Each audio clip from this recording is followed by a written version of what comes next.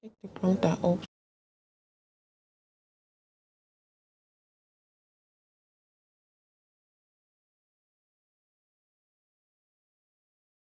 Good morning and welcome to Around the Globe on Aneke TV. First, the headlines. Israel to resume Gaza negotiations to end war and free hostages. India bans online gambling. Army chief says terrorists thrive on funds from illegal gold mine. Nigeria's external reserves hit $41 billion. I am Aneke. Now the news in detail. We begin our story from America. An appeal court in America has thrown out a $500 million penalty that President Donald Trump was ordered to pay in a New York civil fraud trial last year. Judge Arthur Engoron had ordered Trump to pay the fee for massively inflating the value of the Trump Organization's properties in order to secure favorable loans. In the lengthy ruling released yesterday, judges on the New York Supreme Court's Appellate Division stated that while Trump was liable for the fraud, the fine of nearly $500 million was excessive and probably violated constitutional protections against severe punishment. In the case, Judge Engoron had ordered Trump to pay $355 million, but with interest that grew to more than $500 million. Now we move to the war in Gaza. Israeli Defense Minister Israel Katz has vowed to destroy Gaza City if Hamas did not agree to disarm, release all remaining hostages in the territory, and end the war on Israel's terms. The statement came after Israeli Prime Minister Benjamin Netanyahu said last night that he had ordered immediate negotiations aimed at freeing all remaining hostages in Gaza. Mr. Netanyahu added that the push to release the hostages would accompany the operation to take control of Gaza City and destroy the Hamas stronghold. Earlier this week, the Defense Ministry authorized a call-up of roughly 60,000 reservists to help seize Gaza City. We move to North Korea. North Korean leader Kim Jong-un has paid an emotional tribute to soldiers killed while fighting for Russia in its war against Ukraine. Kim made the comment at the ceremony in Pyongyang where he met with commanders of a unit that had fought for Russia in the Western Kursk region. In India, the country's parliament has passed a sweeping law banning online gambling after government figures showed 450 million people lost a combined $2.3 million annually on apps. The ban impacts platforms for card games, poker and fantasy sports, including India's widely popular homegrown fantasy cricket apps. The government said roughly a third of the world's most populous country had lost money gambling online. The Promotion and Regulation of Online Gaming Bill was passed by both houses of parliament late on Thursday and criminalizes the offering, promotion and financing of such games with offenders facing up to 5 years in prison. India's wider gaming industry is one of the largest markets in the world, but the new law carves out exceptions for esports and educational games, which the government says will be promoted as part of the digital economy. Prime Minister Narendra Modi said the new law will encourage esports and online social games, while at the same time, it will save our society from the harmful effects of online money games. We move to stories from Africa. Sudan's army has denied bombing a World Food Programme WFP convoy taking aid to famine-hit area in the country's Darfur region. The paramilitary Rapid Support Forces RSF had blamed the army for airstrike in the town of Melit, which is under RSF control. A UN agency said a drone hit the convoy and 3 lorries in the 16-vehicle convoy caught fire and were destroyed. All staff traveling in the convoy were safe. Sudan plunged into a civil war in April 2023 after a vicious power struggle erupted between the army and the RSF, creating one of the world's worst humanitarian crises.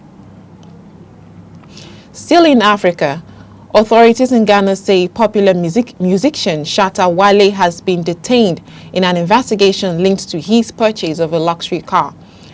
Wale's yellow Lamborghini was seized earlier this month at the request of the U.S., which alleged that the vehicle was tied to the proceeds of a criminal enterprise. Ghana's Economic and Organized Crime Office, EOCO, has said that Wale voluntarily entered custody and was subsequently questioned over the car. Wale's management did not mention the U.S. allegations in their statement, saying instead that the artist was detained over tax obligations.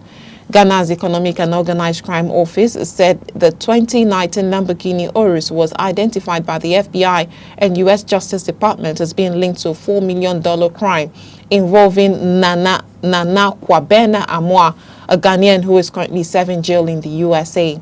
While he has denied knowing or being connected to Amoah, who received a 7-year sentence for fraud in 2023. Now we move to Vatican. The Catholic Pontiff, Pope Leo XIV, has declared today Global Day of Prayer and Fasting for Peace, coinciding with the feast of the Queenship of the Blessed Virgin Mary. Vatican News reports that the Pope made the announcement during his general audience in St. Peter's Square. The appeal comes as violence continues to escalate in Ukraine, the Holy Land, and other regions facing armed conflict.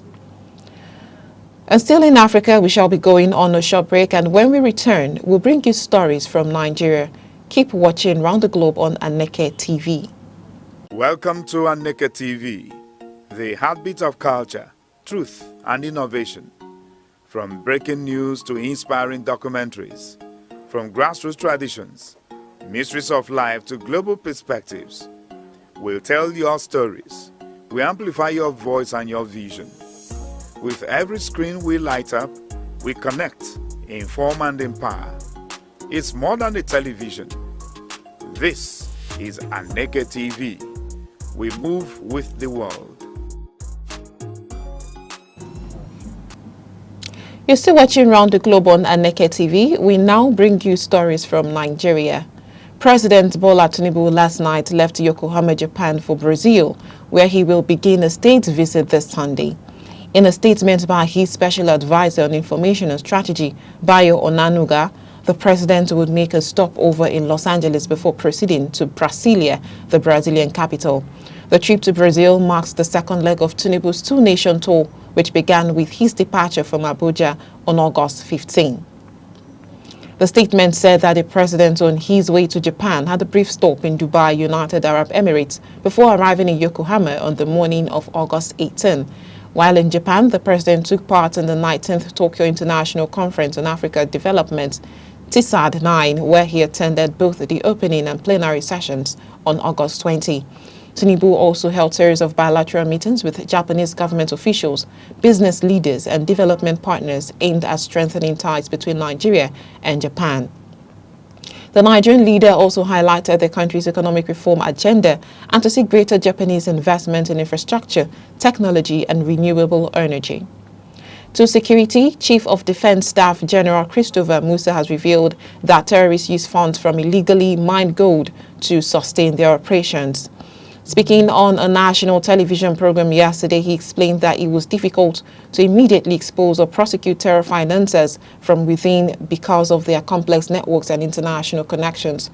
General Musa also spoke on the capturing of Ansaru terror leaders, the current security situations in the southeast and southern Kaduna, and oil theft in the Niger Delta. Also, the Chief of Defense Staff General Christopher Musa has linked the recent surge in killings across the country to the build-up to the 2027 general election.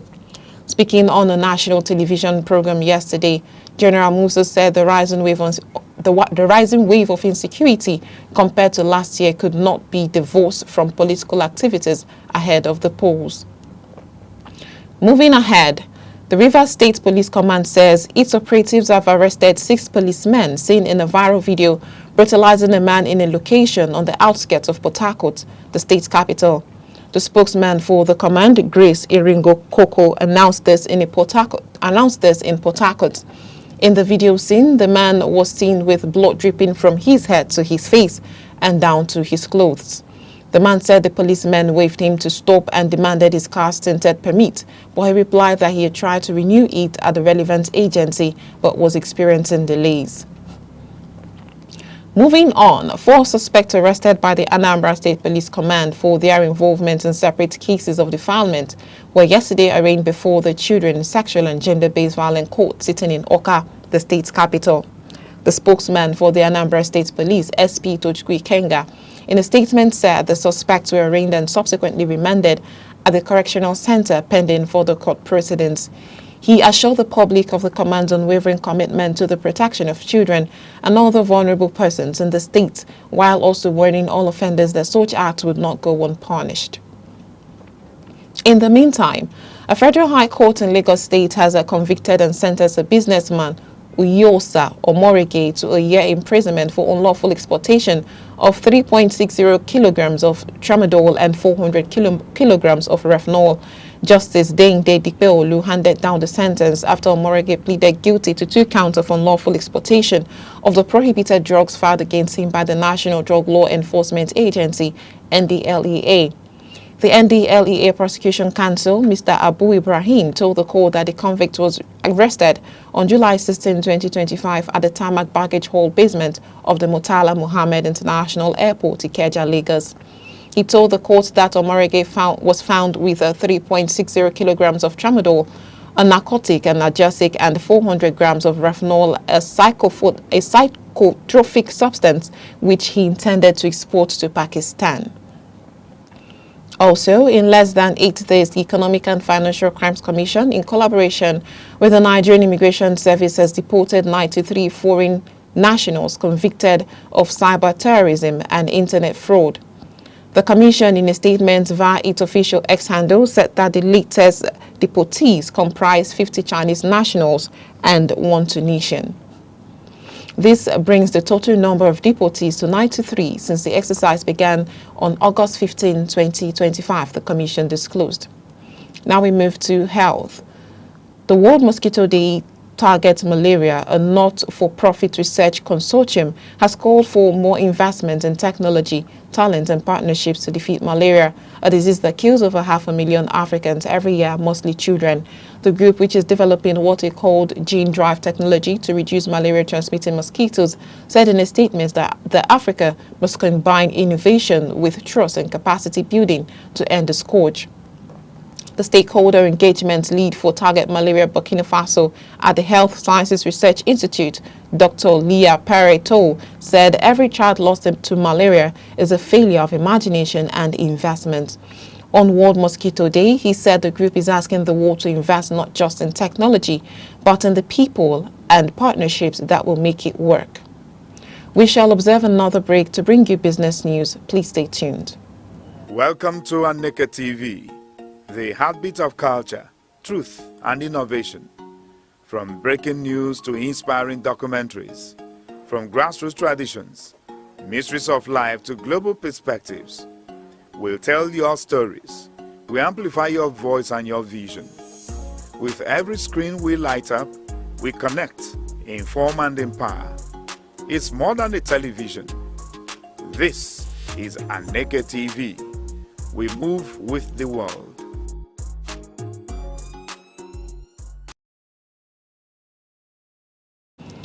Glad to know you're still tuned to. Now we move to the business news.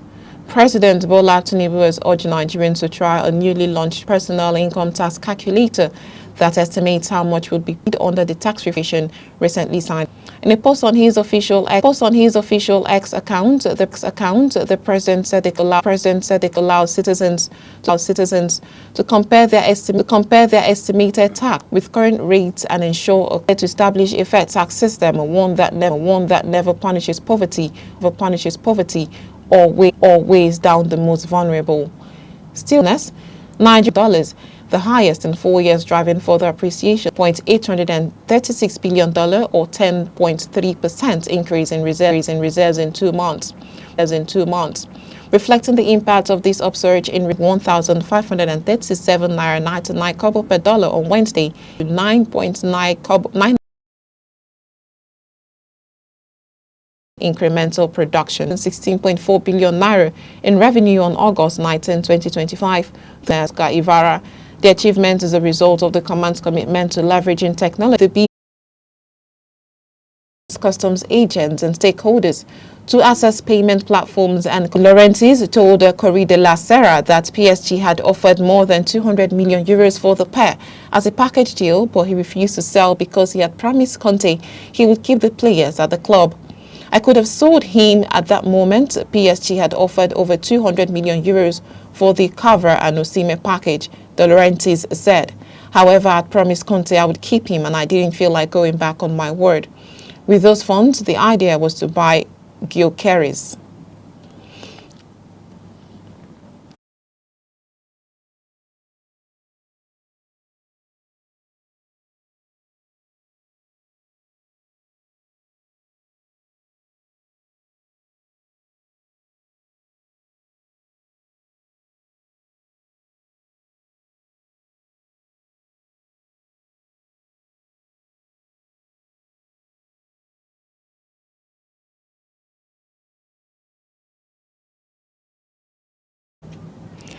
And that's all we have for you on Around the Globe on Aneke TV. Here are the main points.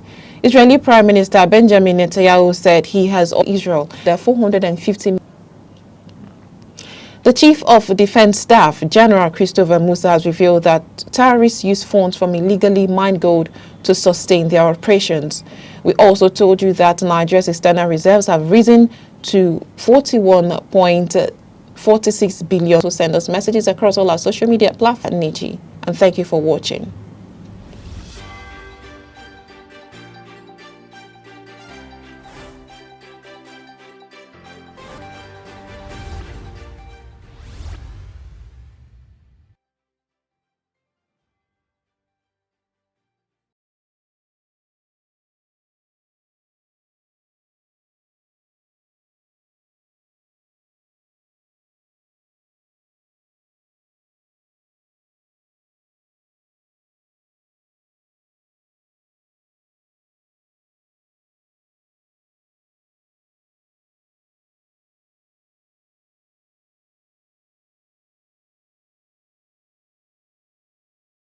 To Aneke TV, the heartbeat of culture, truth, and innovation. From breaking news to inspiring documentaries, from grassroots, we amplify your voice and your vision. With every screen we light up, we connect, inform, and empower. It's more than a television. This is Aneke TV. We move with the world.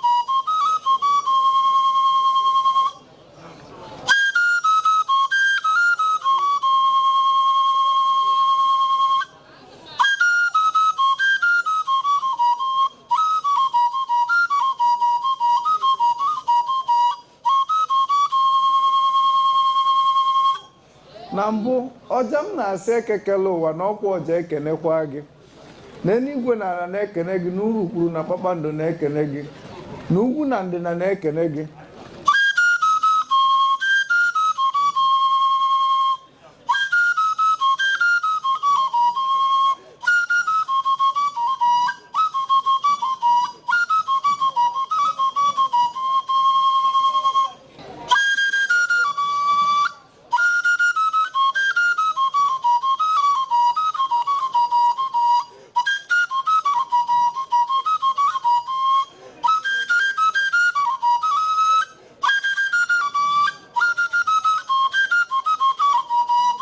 maka ka onye si eme ka ekwe si akpụ ya ka onye si eme ka ọja si akpụ ya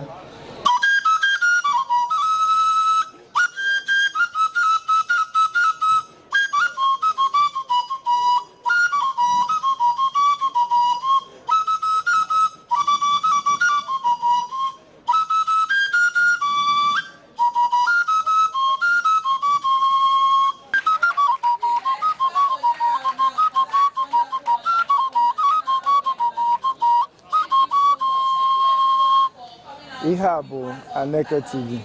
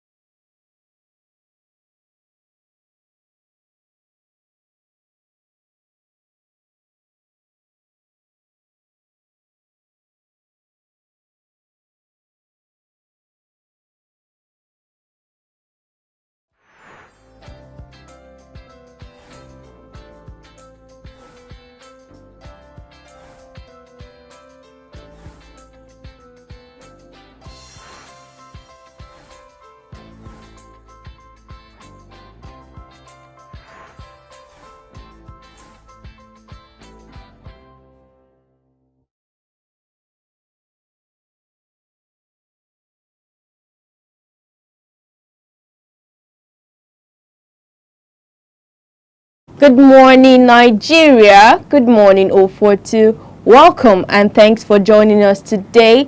You're tuned into Sunrise on Aneke TV, your go-to guide for a bright and informed morning. I am Deborah Nwaka Oba, coming to you live from our studio here in vibrant Enugu. And I'm Uche Osai, wherever you are, at home, in your office, or in traffic. Thank you for letting us into your home this beautiful morning. As always, we're here to refresh, inform, and motivate. Yes, and today is Friday, August 22, 2025. And of course, like always, we are here with your full lineup of news, weather, trending stories, and that special sunrise vibe to help you begin the day. So, relax, sip your tea or coffee, enjoy the ride, because sunrise is here. And firstly, we would start off with our quote of the day, with words that are always refreshing, educative, encouraging, and worth drawing insight from to ensure that we are always focused, well-driven, and open to growth. And right after that, we would give you today's headlines, newspaper headlines, and all the key updates you need to remain informed will be served hot and tasty. We've also got the weather report for today covering cities across the southeast, which will help you get well prepared. And later we'll take you through today's weather across the major cities in the southeast. Yes, and we'll also take you through today's celebration, which will uplift your spirits. And to our quote of the day, it is coming from a lady by name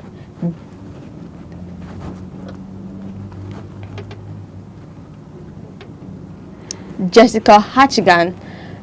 In her quote, she says, "There's an important difference between giving up and letting go. And by giving up often comes from frustration, hopelessness, or fear. It's when we stop trying because we feel like all hope is lost, or we feel like there's nothing else to do. That's when we give up. And while letting go, on the other hand, is an act of wisdom and strength. And letting go, it means recognizing that something is no longer healthy or helpful to you, and then or is not meant for you. Instead of forcing it, you choose peace over struggle. And in a nutshell, giving up is surrendering to despair, and while letting go is surrendering to growth. And as usual, please always remember that each new sunrise is an opportunity or a platform meant for us to grow, try something new or something different, or simply be more present. And please let us know what this quote means to you. You can drop your thoughts on Facebook, X, Instagram, or right here on YouTube, all at Aneke TV. We'll be going on a short break, and when we are back, we'll be taking the weather update. Please stay tuned. Welcome to Aneke TV, the heartbeat of culture, truth, and innovation. From breaking news to inspiring documentaries, from grassroots traditions, mysteries of life to global perspectives, we'll tell your stories. We amplify your voice and your vision. With every screen we light up, we connect, inform and empower. It's more than a television. This is Aneke TV. We move with the world.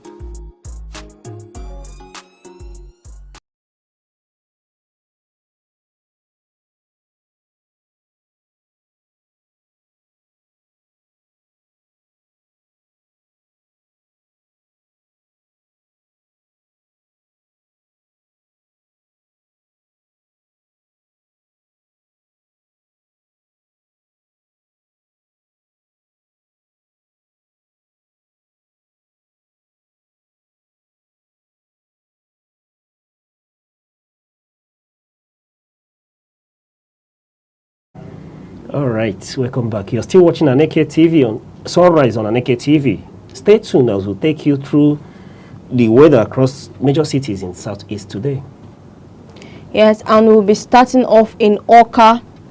Do not forget your umbrella this morning. A few showers are lined up early on, but as the day moves on, the clouds will mostly hang around with the sun peeking through here and there.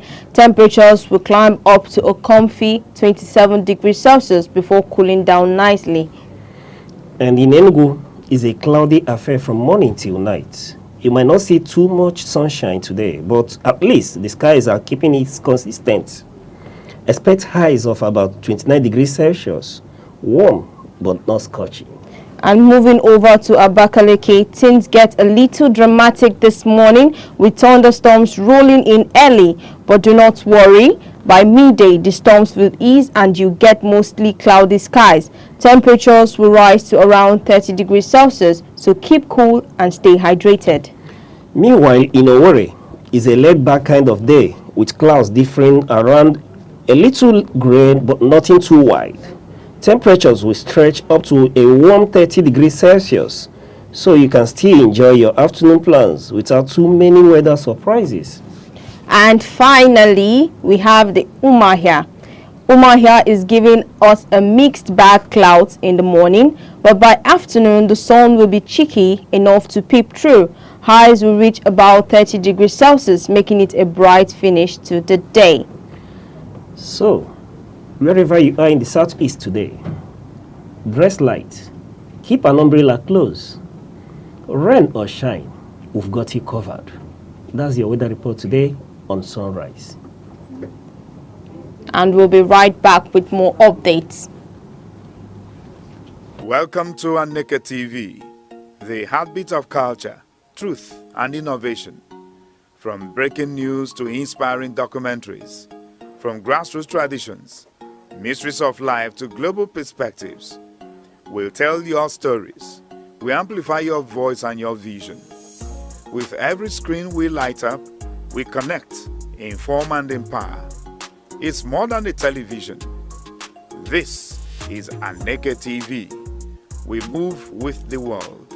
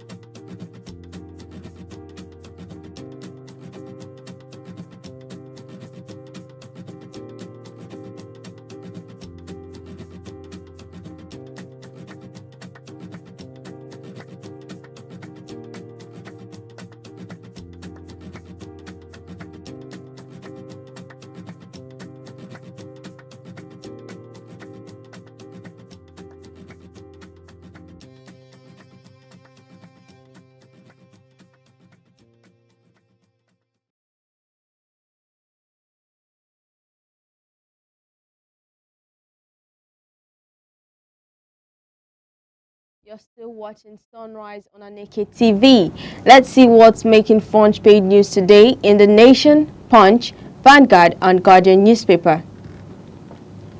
And today's show, we have again our in-house analyst, Mrs. Chiwendu Ifeoluwankwo. Thank you for joining us once again. Thank you so much. Mrs. Chiwendu Ifeoluwankwo, Morning. welcome on board. Good morning, Mr. Osai. It's always good to see you. Thank you. Now on The Nation headlines, PDP convention threatened by leaders battle over zoning. Now over to the Punch headlines, CDS 2027 polls behind surge in killings. Now moving over to the Vanguard headlines, climate change, how floods worsens Nigerians' healthcare woes. And lastly, we have the Guardian headlines, Alafin versus Oni old war paths for new entrants. Now, The Nation headlines, PDP convention threatened by leaders battle over zoning, and this points to deep division within the PDP as party leaders clash over the sensitive issue of zoning. And I would like to know if the outcome of this battle could shape and strengthen the direction of party ahead. Mrs. Chiwendu. Thank you very much, Ms. Deborah. For me, it's a welcome development, and it has always been the case even before now. But it seemed as if the rule, the gentleman's agreement, for me, wasn't adhered to during the last election. Okay.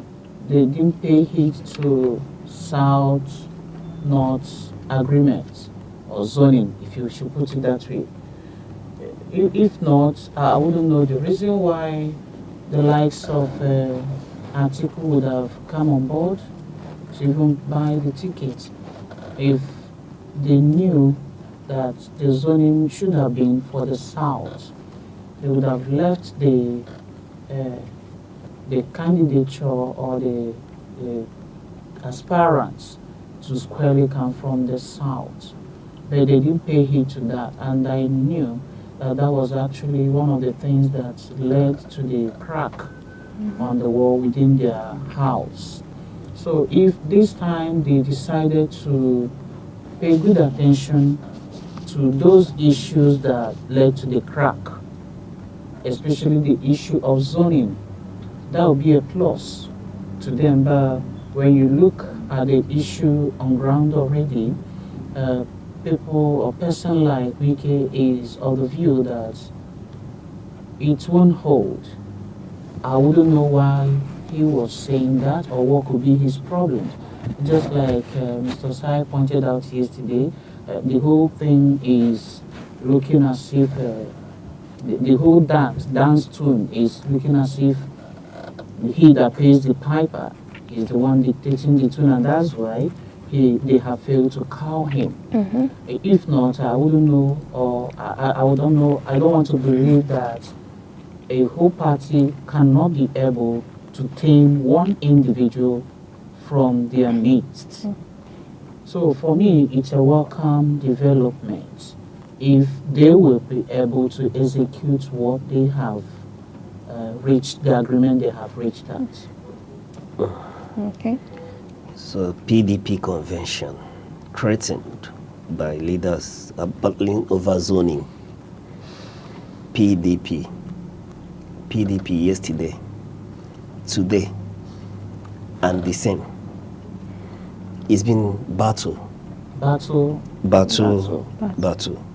Are they really being serious right now as a political party, as an opposition political party? You know, I'm beginning to think that those who are of the view that PDP doesn't know how to be in the opposition, they after all may be right. Just few years in opposition, and the whole thing, the beautiful bride PDP, seems to be Not only has he been going for divorce, but the Going divorce, into extinction. the divorce is becoming messier by the day. Going into extinction. We're talking about zoning, and I'm forced to ask, is PDP still talking about zoning? I thought with the last general election, zoning was killed in the PDP. Maybe they want to resurrect it again. Okay. Or they have their Because reasons. they have seen that it is actually one of the reasons why the crack came on board. Or why in they're the having first the place. issues. They did not adhere to that. If that's the case, then there'll be more cracks. Why do you think Because so? as far as I'm concerned, the egos at play here, I don't think have been settled. Do you understand? So there'll be more cracks. Who is going to shift ground? Let's believe that the almighty Wike group are not part of the zoning issues coming up again. Because if you recall, this was fundamental to the issues of 2023. And they're still rearing their head. Without beating much about this issue, it still remains to be seen if they are really serious. Because going this way, I have every doubt that PDP may not be part of the election come 2027. Because I don't know how they will put their house in order. I know that the Wike faction was meeting where they will take a position, but the big man himself has maintained that he's not aware of any convention coming up. And I think these are the issues that needs to be sorted out for the November convention to hold.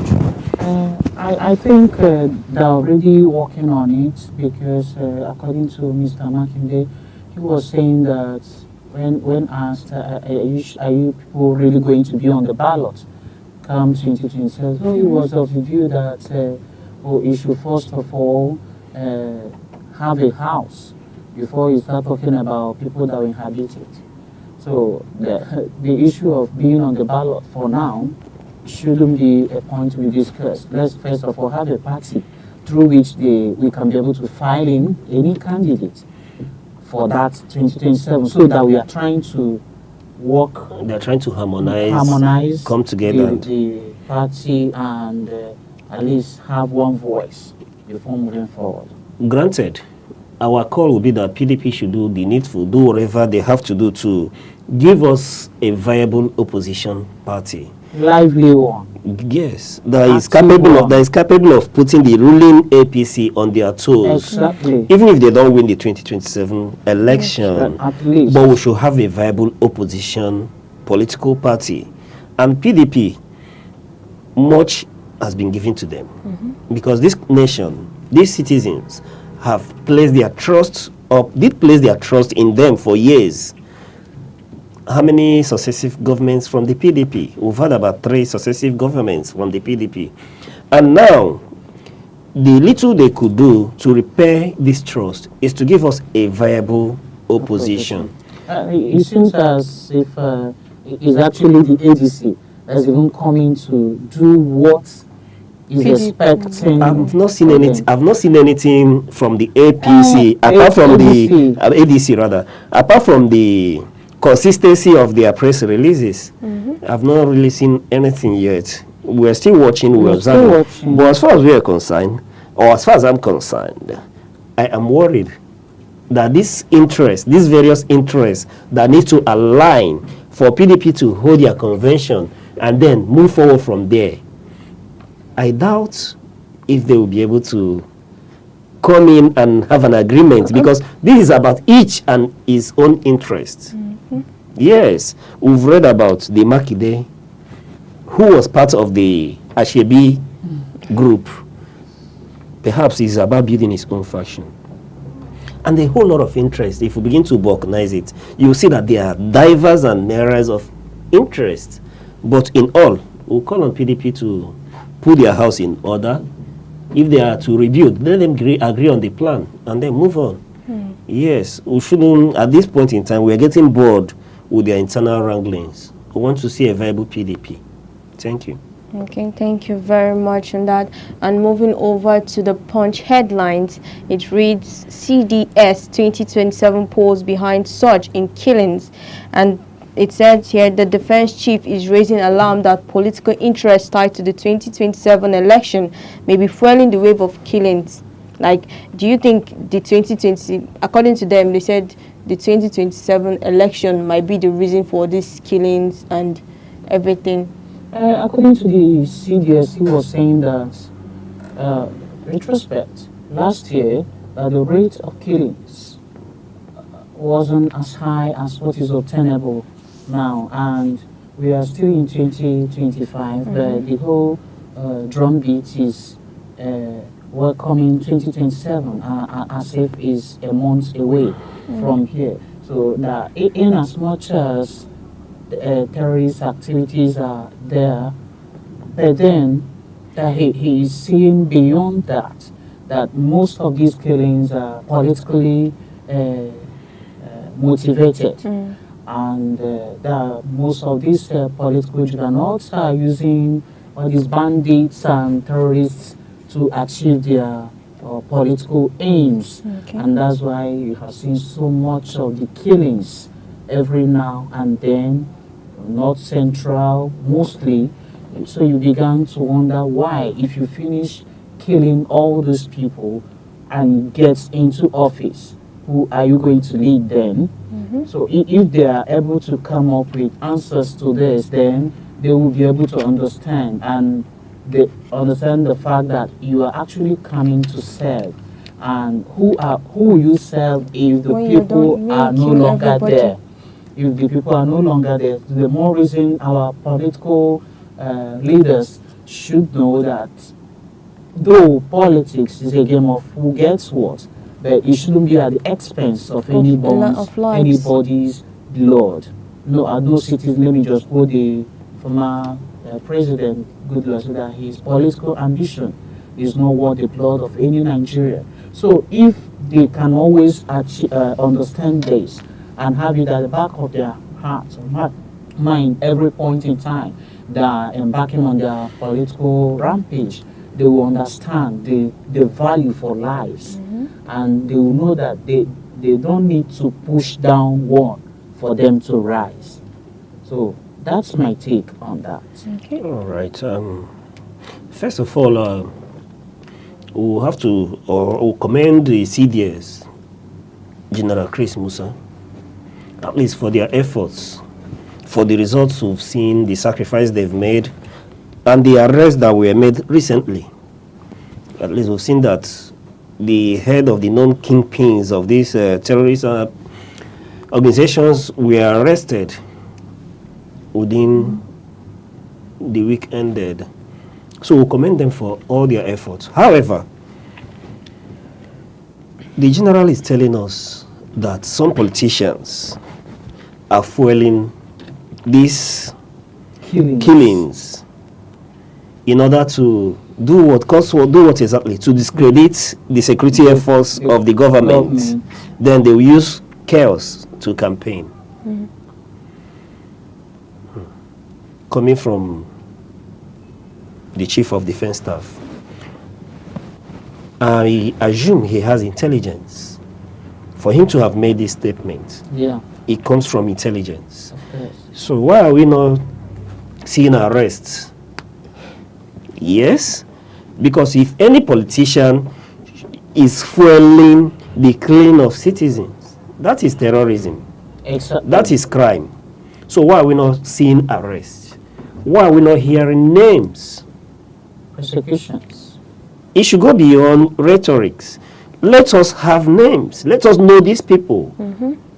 Even if you are not able to prosecute them, then how will the citizens vote how will I vote my killer? So make it public. Go public with it. Let's see prosecution. It's not enough. He has to show us that this is not just motivated statements. Let's all see something on ground. Let's see that somebody is being prosecuted. He should be gone. If he has his facts together, by now we should have seen arrests. Of course, he has his power for him to come. You know, I said he has intelligence. I believe he has intelligence on this. But he has his so we want to see people being prosecuted. Let them be prosecuted. If a politician is going against the state, then the state should be at liberty. It's the responsibility of the state to protect the lives and property of the citizens. So they should be arrested. They should be prosecuted. That's what we expect, and not rhetorics.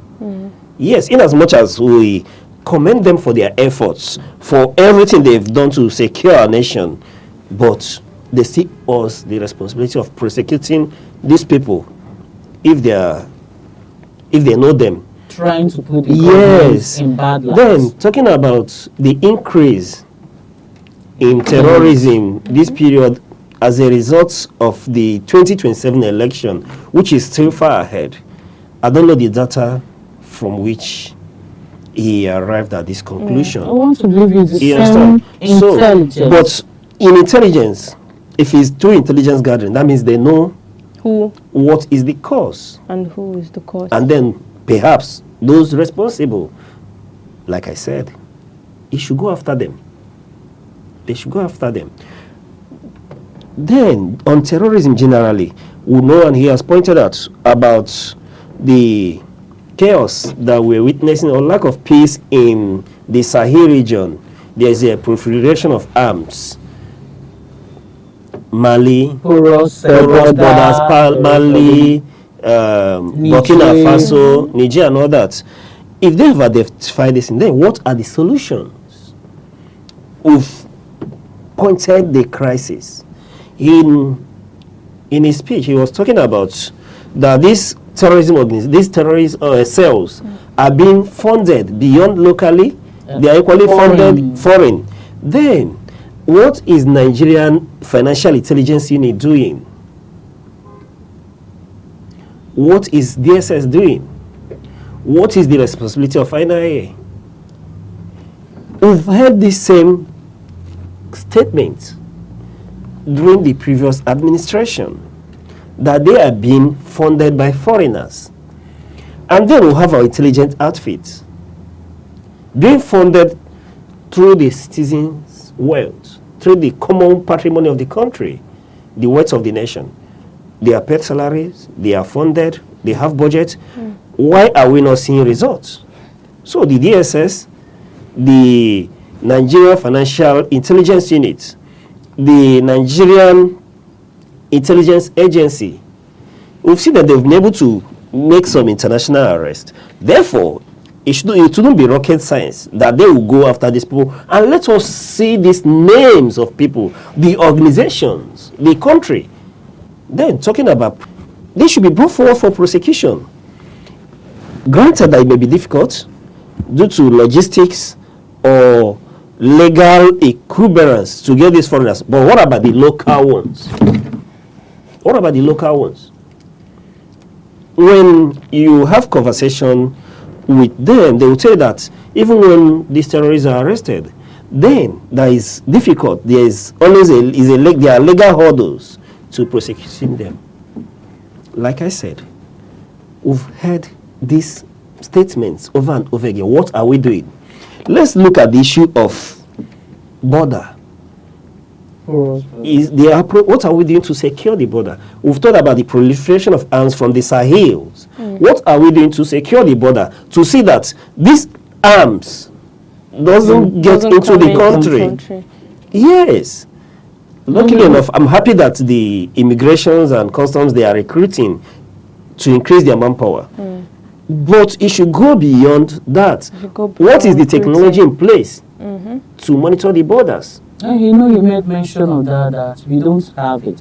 And that is why they're happy the president has signed into the bill to be able to bring in expatriates that will help in manufacturing it here in Nigeria so that will cut costs. You're talking about defense industrial bill? Yes. Where we have to manufacture locally, you know, the cost of buying from outside due to the rate of is expensive, then we have to manufacture. Okay, we should go beyond signing the bill. But before the indigenous companies begin to manufacture, we wouldn't wait for things to get too bad. We'll have a security budget, which I suppose that these things are factored into. We should not rely just on manpower. Get technology involved. Secure the border. That way, I believe, if you eliminate the arms coming in from the Sahel, then it will be easier for you to begin to combat terrorism effectively, because they won't get a supply of ammunition. And then that, because at this point Nigeria, we are yet to appoint our ambassadors. We should have ambassadors in place. There should be firm agreements with these neighboring countries. Fighting terrorism should be a joint effort, not when you don't have good rapport with your neighbors. You expect them to be friendly and then close their border to not let these people pass through their territory into yours. So it calls for a whole lot of a new approach to this. Then, talking about legal hurdles that they face, I think at this point in time we should have a special court to handle terrorism cases, because I heard the chief of defense staff complain that there is always issue prosecuting these terrorists when they are arrested. We should march forward. Lucky enough, we've seen a synergy between the legislature and the executive. So it won't be difficult to engineer a legislature that will see to it that will have a special court to handle terrorism cases, so that these issues are handled timely. Mr. Sai, at this point, let me chip in this. In his speech, he said that these terrorists are sponsored, and it's not just internal sponsorship, they also get foreign sponsorship. Now, let's talk about internal sponsorship. And you think that establishing an independent court or special court that will be taking the issue of that will be handling the issue of terrorism, yes, so that it will they also hasten the process, so that the criminals will be brought to book and justice meted to them at the right time. Why do you think that such moves will succeed when the powers that be that sponsors them are there? They won't take it. They won't allow such bills to fly. It will not fly. They will not execute it. We will keep seeing it. No, at this point in time, it will end in the print. No, at this point in time, at this point in time, you understand, I suppose that the chief of defense staff is speaking in good faith and pointing out the challenges to combating terrorism. Now, we don't know these people. He said foreign and local. So, we don't know. I know it's not me. No, it's not you. Names have not been mentioned. It has to be the big wigs. Names have not been mentioned. Names have not been mentioned yet. Names have not been mentioned yet. And we assume that the government is alive to its responsibilities, which is why I call for a legislation to see that these special courts are set up. And part of the cases that's being raised against Nigeria is the duration of trials. People are kept in custody without trial. Do you understand? And the humanitarian organization keep holding us responsible for calling us for inhuman treatment. Do you understand? So these special courts will see to it that there is speedy trial. Our courts are congested. When you take cases to court, it takes longer period to hear cases. You understand? But when we have special courts like this that will handle the issue of terrorism charges, it will be dispensed with as quick as possible. It's no longer where you see the issue of maybe jailbreaks and you hear that a terrorist escaped back. You get. So these issues will be dispensed with speedily. How wish our country has come to this level of understanding and development. Then you see, this is a very good I don't want to believe that. Means I don't want and to solution to all these arrays of issues. But I am telling you, I don't know why I'm optimistic about that. I don't want to be. I don't want to sound pessimistic, but I'm telling you, you see that bill, if you call it bill, however, legislation, anyone you want to call it, it won't fly.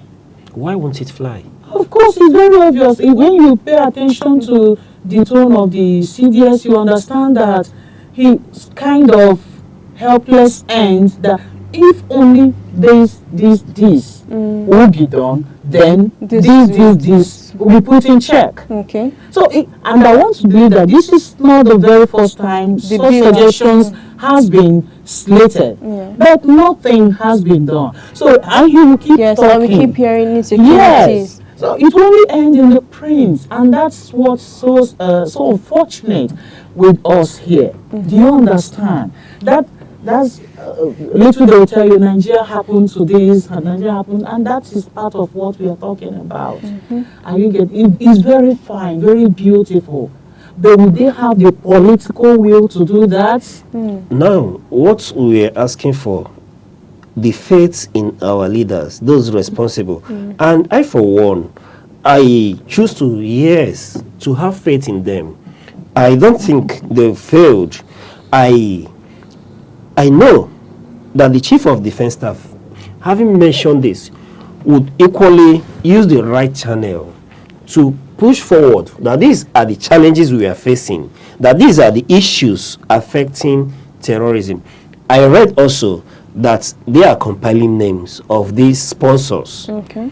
Though we have had in the past that there is a list of sponsors, but this time around, what we'll call for is the will, like you mentioned, the political will. They should be listed. It should be published. They should not go and list people that are not involved, so that they will not exclude themselves. No, that would be. We don't know who and where it's coming from. And I believe, and we believe in our security agencies, the Nigeria Intelligence Agency. I know they are thorough. The Nigerian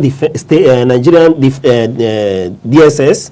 I know they are equally thorough, and I know that Nigeria Financial Intelligence Unit would follow the trail of this money, and we will see, when published, we will see something credible. That's our hope. But like you rightly said, then it's now on our leaders, our government, to muster the political will, the strength to be able to combat terrorism holistically.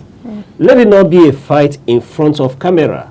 In front of camera. Let it not be for the optics. We should see that it's been dealt with.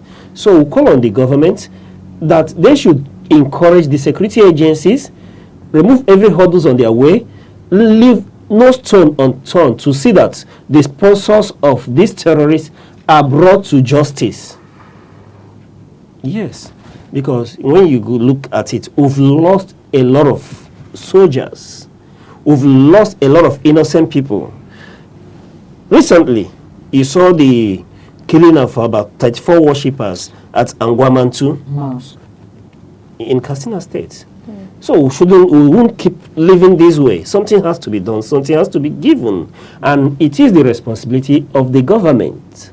Today, it is the responsibility of the APC-led government. And I know that that's one of the things they campaigned with, that they will provide the security of lives and property. I will call on them that this is time. Go after the sponsors of this terrorism, publish their names, prosecute them. Thank you. Okay, thank you very much. And lastly, we'll be taking a look at the Vanguard headlines, and where it says climate change how flood worsens Nigeria's healthcare woes. And then, looking beyond environmental damage, there's also not possibility, but climate change is taking a serious toll on public health, like people's health. We could see the other time it was about cholera being, how cholera is outbreak, yes, how the flood has damaged water, there's no clean water and everything. Now this flood that occurred recently has continued to strain hospitals and spread diseases and expose weaknesses in Nigeria's healthcare system. And we know that there are no really strong, or should I say, how do I put it, that there are healthcare centers that don't really have this instruments to work, or should I say facilities that are not well equipped for treating various diseases. I don't know if you can say something on these healthcare issues that Nigeria is facing today. Yeah, this the flood, for the flood to actually take its worst toll in the lives of people around.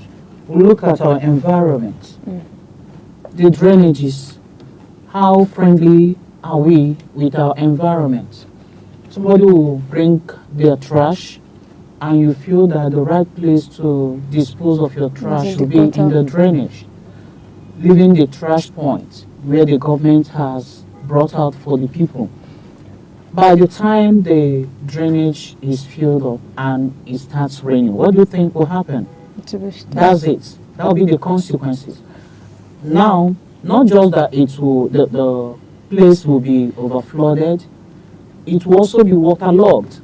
That will lead to the breeding of more mosquitoes. So it definitely, so long as we are as individuals, before we even begin to call on government to come and do one or two things for us, from our own individual ends, how are you helping to help the environment? What's your contribution? Be able to be an environmental friendly person and tell someone to tell the other person that that thing you are doing, that drainages are not the right place to discharge of your trashes. Right, go to the right place and do that. So by the time the flood water will come, they have free access. Again, our dams, our government, the onus lies on them to always either dredge it or they know how to go about that regularly, especially when rainy season is approaching, so that it will not overflow its bank. The rivers won't overflow their bank and start affecting the lives of people. So that's my take on that. All right. The issue of climate change, we are all aware. It's been a tune to our ears, and given the floods coming as a result of climatic change, and we've all been warned that there are changes, and if you go up north, you see that the sunshine has increased beyond what we usually know. Even going to Lagos, so you see the impacts of climatic change, flooding and all that. And then we'll be reminded that as a nation, we may not have facilities that will be enough to handle the outcomes, the fallout, especially in the area of health. The other day we were talking about cholera, outbreak of cholera, and we are reminded that we don't have the facilities to combat this illness. Then the issue of malaria as well. A whole lot of health challenges that will arise from climatic change. We are seeing flood, and like you rightly pointed out, what we witness. But without overflogging the issue, I know that government has tried. Why do we always call on government? Because at the end of the day, it is the responsibility of government to, one, inform the people, Because as you pointed out, there are people who are pouring things into the drainages. But again, do they have the right disposal facility? And then they will leave it. This is why I call on government, inform the people, re-inform the people, and re-inform them again. Educate. Then provide the facilities. Because if government has provided the disposal facility, I don't think any sane person would leave that to dispose at the drainages.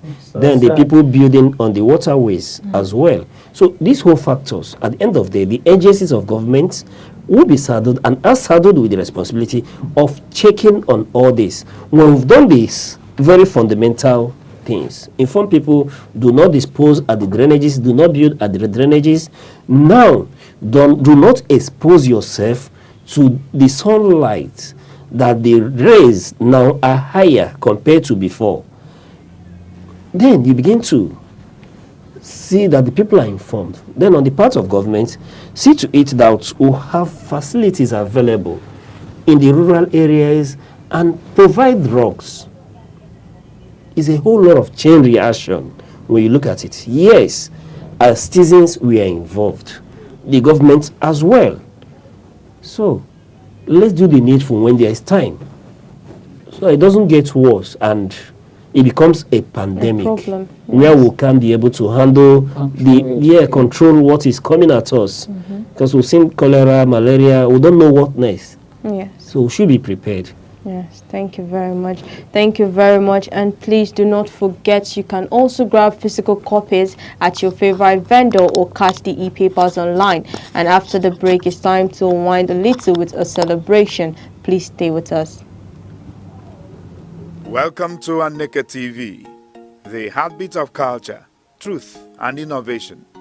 From breaking news to inspiring documentaries, from grassroots traditions, mysteries of life to global perspectives, we'll tell your stories. We amplify your voice and your vision. With every screen we light up, we connect, inform, and empower. It's more than a television. This is Aneke TV. We move with the world.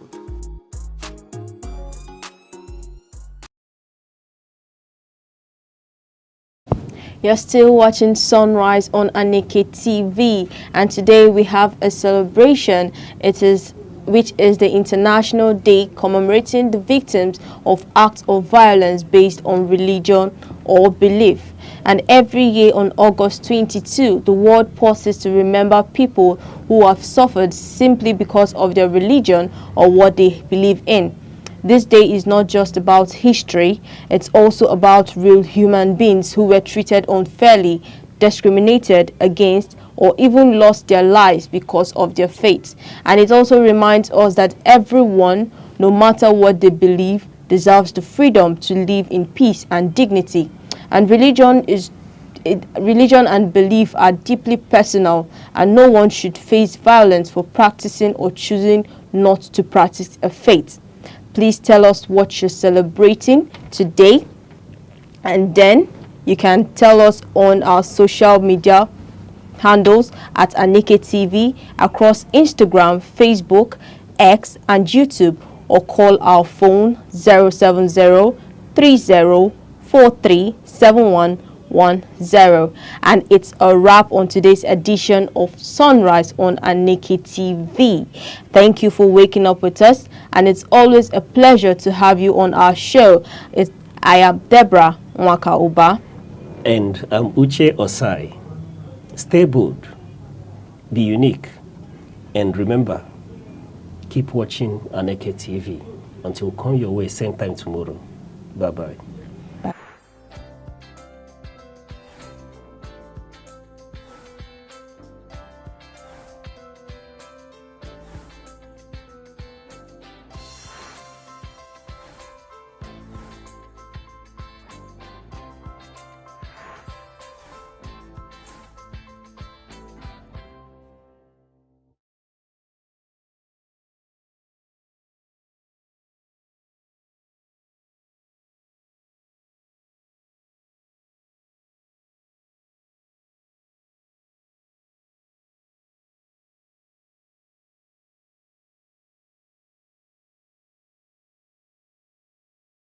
Welcome to Aneke TV, the heartbeat of culture, truth, and innovation.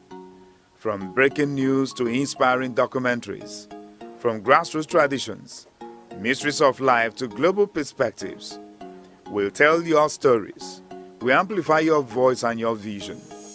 With every screen we light up, we connect, inform, and empower. It's more than a television. This is Aneke TV. We move with the world.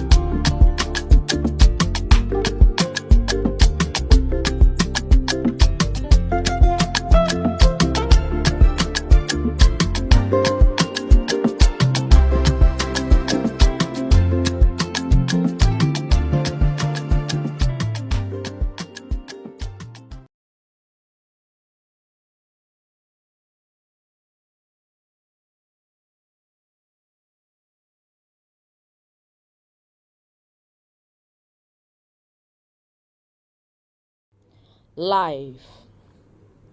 According to a veteran lover of nature, Mr. Odo Chukwuebuka Gerald, he views life as a progressive stage. The joy of life often invokes the intrinsic beauty of our true existence. Life is not a straight road. It bends, it breaks, it blossoms again. We stumble, we soar. And sometimes, just breathing is proof that we are still becoming. It's not always loud. Some of the best parts of life comes in whispers, in morning lights, in long walks, in holding someone's hand through the silence. Life is not measured by years, but by moments. And in every moment, even the ordinary ones, is a sacred chance to begin again.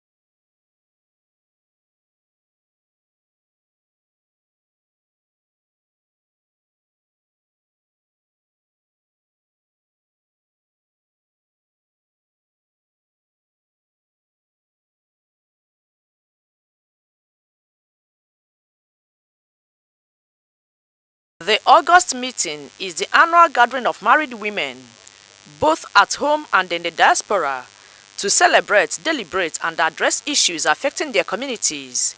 It's also a time to resolve family matters and set goals for social development. This tradition, deeply rooted in the culture of the southeastern part of Nigeria, brings women together in a powerful way. It gives them the platform to speak freely, share ideas, and plan for community building, as well as socio-political progress. Each year, the meeting attracts women from across the globe, as August is a convenient time for many to travel. In its pure form, it strengthens bonds, fuels development projects, and unites women around a shared vision for their people. However, in recent times, the narrative has begun to shift. For some, the focus has moved from service to show, displaying expensive rappers from Ashwebi to highly quality judges. This, in turn, can make less affluent women, especially those living in rural areas, feel a subtle sense of exclusion or inferiority. Still, a quick look at community sentiments shows that many women treasure this gathering. It remains a cherished opportunity to reconnect with loved ones, exchange valuable contact, and revive the spirit of togetherness. A cross-section of Enugu residents who spoke with Aneke TV reacted this way. My name is Mrs. Selene Ogun. When we talk about August meeting, the role and advantages of August meeting is overemphasized. The August meeting has generated a lot of developments in the community. It has affected the women both socially, spiritually, and otherwise. When you talk about the physical structures being done by the women in August meeting, most of the structures in the village, building the church, the parish hall, the father's house, community development, erecting borehole, a lot of development, infrastructural development, that projects that women carry during August meeting. Not only that, during August meeting, professionals are invited and women are taught a lot of things that they don't know before. Some women, what they have learned in August meeting that help them enter into a lot of business, like skill acquisition and all the rest of them. When you talk about August meeting, the rule, what we gain from August meeting is overwhelming. My name is Mrs. Ibe Gloria Ijoma. You know, the theme of this 2025 August meeting by women, we tagged it as women as a nation builders. You know, we women, we're supposed to be part of the nation builders. We're supposed to contribute a lot in our families. That's the essence of August meeting. We gather, we discuss, and we contribute towards the building of this our nation, Nigeria. You see, we even discuss on how to tackle some of the issues most women are encountering with their husbands or with their household. So that's the excess. When we gather, we now deliberate and talk on how to move the nation forward, the family as the family and the nation as a whole, how to move them forward. That's the excess. My name is Chief Mrs. Eku Happiness Chinemerem. I love your question.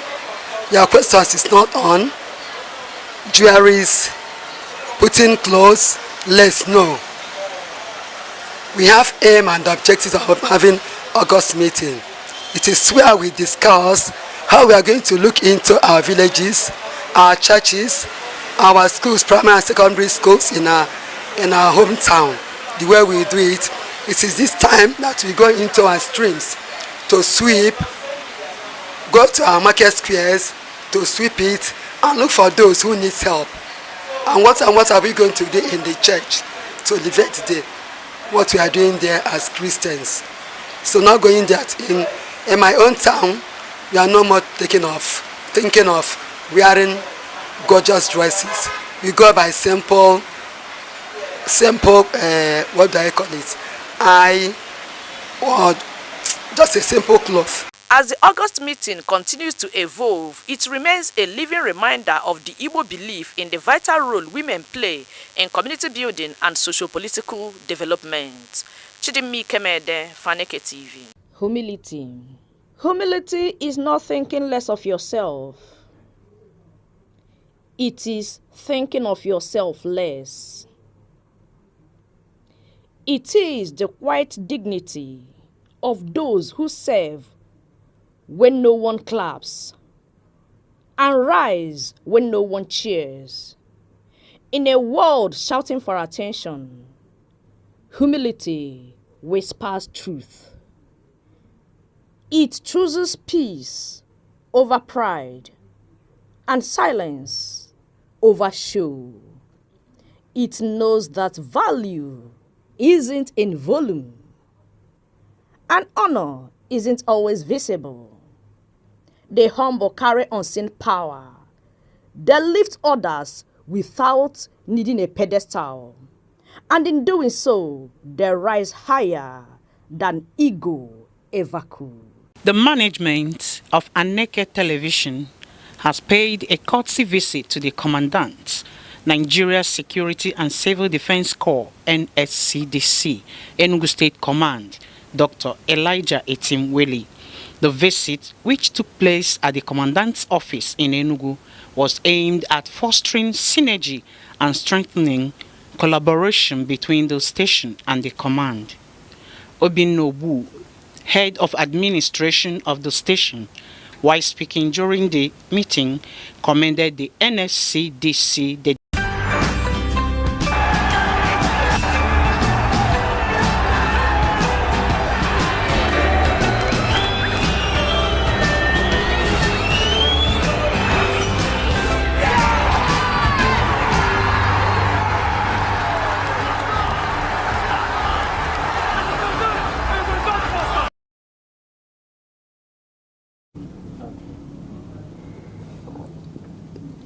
Good morning, viewers. Welcome to Sports Today on Aneke TV, where we bring to you updates on happenings around the globe in the world of boxing, the thrills of track and tennis. But today, with me on this show is the one and only Mr. West. Thank you, Osai. Thank you for having me on Aneke Sports. It's always a privilege to do this with you. You're welcome. Thank you. So, Mr. West, let's get right into it. Yes, let's just hit the Premiership going. I think let's start from home because Okay. I'm Maramba Puanama. All right. So our Nigerian Professional League is Okay. kicking off today. And what's more interesting, Osai, we are starting off the league with the last campaign champion against the runners-up. What an interesting day. Remo Stars will be hosting Rivers United at home, their temporary home in Abeokuta. Their home in Ekene is under renovation. So that's talking about Remo Stars. So they adopted Abeokuta to be their temporary home for the new campaign. That is defending their title against Rivers United, who came second behind them last season. And then when you look at the future between Rivers United and Remo Stars, I think Rivers United has the upper hand because they've won more times than Remo. I think we have Rivers United winning 7 times, and then Remo, their best result is 3 draws in all of their features. So we are kicking off the MPFL currently today, with Remo Stars against Rivers United. Then other matches will kick off tomorrow and then Sunday. So on the fixtures tomorrow, that is Saturday, we have a whole lot of heated encounter. It promises to be a lot. I think we have other Warriors at home to Kano Pillars. Then Barua, the newly promoted Barua, will host Enyimba in their home. El Kanemi will be hosting Bendel. Katsina United will be hosting the promoted Warri Wolves. Kwara United versus Ikorodu City. Then Niger Tornadoes versus Nasarawa United. Then Rangers at the Cathedral here will be hosting the newly promoted Caliphate. Your prediction for Rangers match? I think Rangers will win Caliphate 2-0. Good. 2-0. What about the opening match today? I'm looking at a draw. Why are you looking at a draw? Because these two teams are teams that are equally built. Like I can say they are equally But both. you said the Remo Stars have more experience. Yes, they have more. They have seen what Rivers has seen more win in their previous encounters. But you know, sometimes in football we try to dwell on recent form, and when we talk about recent form, Remo Stars has the ability to take the game, but Rivers, also being Rivers, could also take the game. So me, I am looking at a draw. Onyelawa. Okay. You understand? All right. So we'll move up to the EPL. Yes, let's quickly move to the EPL, and it is Friday night football. We have Chelsea playing West Ham. Chelsea playing West Ham. Chelsea will be playing West Ham. Really one. Yes, and with the opening game on Saturday, the last weekend, where we saw Chelsea, pull out a goalless draw with Crystal Palace. Yes. Thanks to the VAR who came to their rescue. If not, Chelsea would have lost the match. Even with all the noise about them being the champions of the world and having the golden badge on their jersey, they could not even manage to scrap out a win from Crystal Palace. But I think tonight might just be their first win, because West Ham has lost a lot of their good players and has not done a good job in recruiting their replacements. Look at the defeat they suffered against Sunderland in the opening day. Sunderland, coming from the Champions League, newly promoted, whitewashed them. They didn't just get a defeat, they were beaten. Right.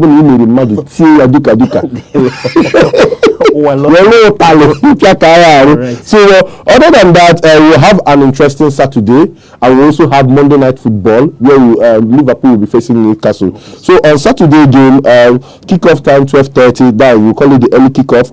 Manchester City will be at home to Tottenham, and this will be the highlight of Saturday. Manchester City hosting Tottenham will be the highlight of Saturday. I am looking at a goal-filled game. I'm looking at that match producing over 5 goals. With the way with the way Man City is playing now, and the way Tottenham is reinforced with the likes of Kudus, Richarlison, being at their best. And Dominic Solanke is back to fitness too. So we will be seeing a lot of good football. But at the end of the day? At the end of the day, I see Manchester winning. Just because they are Manchester. Okay. So in other games, Bournemouth will be at home to Wolves, and then that is around 3 o'clock. Brentford will be at home to Aston Villa, and I see Aston Villa coming out tops on that game. Then Burnley will be hosting their fellow newcomer Sunderland, which will be another blockbuster of game. Another championship game in a Premier League setting. I didn't think about that today, but then it's safe to say. Then closing the day at 5:30 p.m., Arsenal will be at home waiting for Leeds United, who were also newly promoted back to the league. So it promises to be a heavy one for the Premier League on Saturday. Then on Sunday, we still have games, a lot of games, in the Premier League. But then I think the highlight is still on Monday night. So on Sunday at 2 o'clock, Crystal Palace will be at home. So Nottingham Forest. Then Everton will be hosting Brighton. All right, Mr. West. Yep. Let's get right into it. For lack of time, okay. Let's get to the transfer market. What's happening? Tell us with Isak. Yes. I think Isak.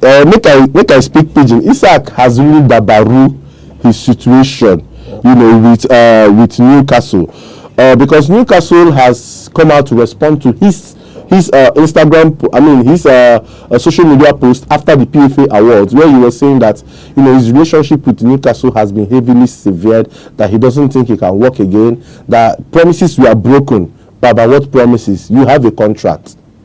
You still have 3 years contract with Newcastle. What promise was made to you that was broken?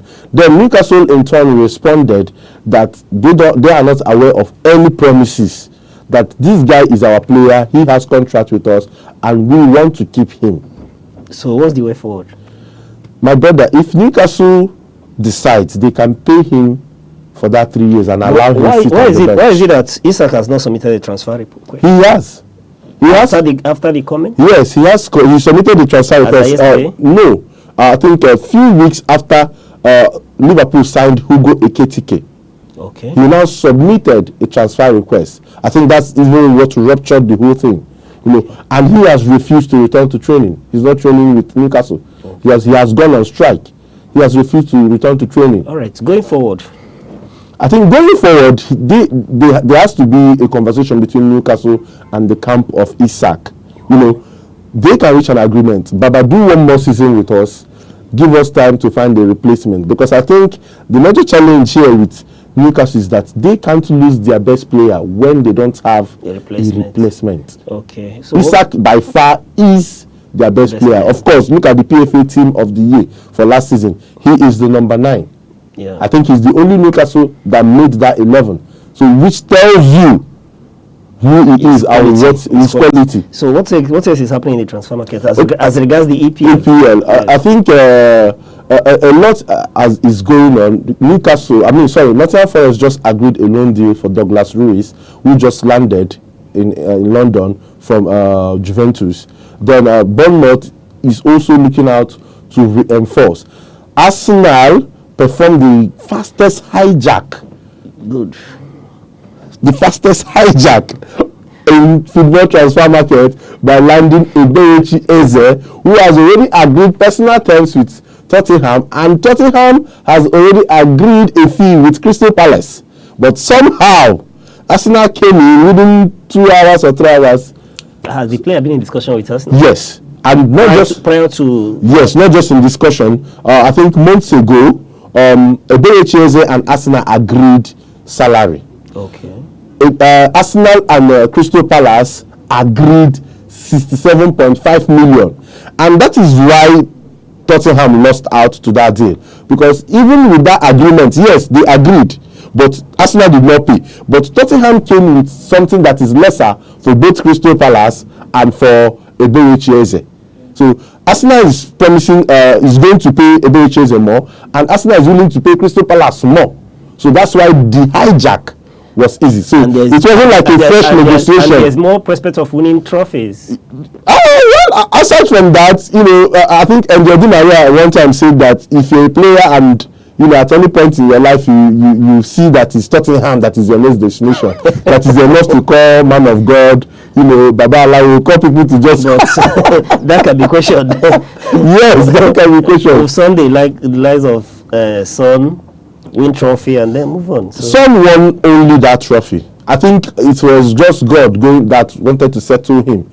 Son, apart from, in short, Harry Kane did not win any trophy apart from the one he has won from Bayern Munich. So Son finishing 17th in the league. Maria is right. Di Maria is right. You finished 17th in the league. In short, we had a Europa Champions League that fielded 17 and 18 placed English teams. Okay. People that were battling relegation, but they are in final in Europa. So either of them winning it was an abysmal outcome. All right, let's talk about the awards, PFA awards. Okay. What happened? Okay. Yes. A big congratulations to Mohamed Salah for winning the PFA Player of the Year 3 times in a row.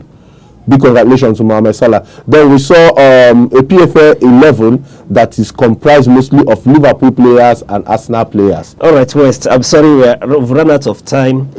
And let's just conclude, because if I allow you to reel out about the awards and everything. All right, guys, it promises to be an amazing weekend for football lovers. Get your popcorn, get your Coke, and stay glued to your TV. Starting from tonight, both the Nigerian Premier League and the English Premier League, the Spanish League, Italian League, all of that, Bundesliga, Ligue 1, they are all back. I forgot what happened. You watched the opening of the season. That match between Liverpool and what's their name again? Crystal Palace. Yes. Who wanted it more took it. Is that what happened? Yes, that's what happened. Let's analyze the Liverpool defense. That's a concern, and that's why Liverpool is still in talks with Crystal Palace for Maguire. But would you say that was as a result of lack of a holding midfielder in that match? No, it was just a result of a Crystal Palace team that wanted the match and they took it. They are holding midfielders, apart from the absence of Gravenberch. The Liverpool team is good. Number 5 and 6, Konate and Van Dijk were at their best, Kekes and Frimpong. But then, Liverpool fielded a lot of newcomers and they slept on their 2-0 lead, and they had to respond. Crystal Palace surprised them. And then, yes. Kesa from nowhere. And it's a final. Kiesa from nowhere. So I think that's just. Did you imagine? Are we going to see more of that from Kiesa? If given the chance, yes. Kiesa does he have that kind of quality? Kiesa is that kind of player. I'm so dismayed by how his career has moved in recent times. Chiesa was one of the finest players we could talk about in the Italian team and the Juventus team. That winger that has the flair to dribble you, to outrun you, and to finish off when he's faced one-on-one with the goalkeeper. But all of a sudden, there was injury 1, injury 2, and he never came back from that. Coming to a Liverpool team where, he was bought by Jurgen Klopp but left. Then Arne Slot came in and really did not fancy him or find a place for him. But then there was Luis Diaz, there was Diogo Jota, there was Cody Gakpo.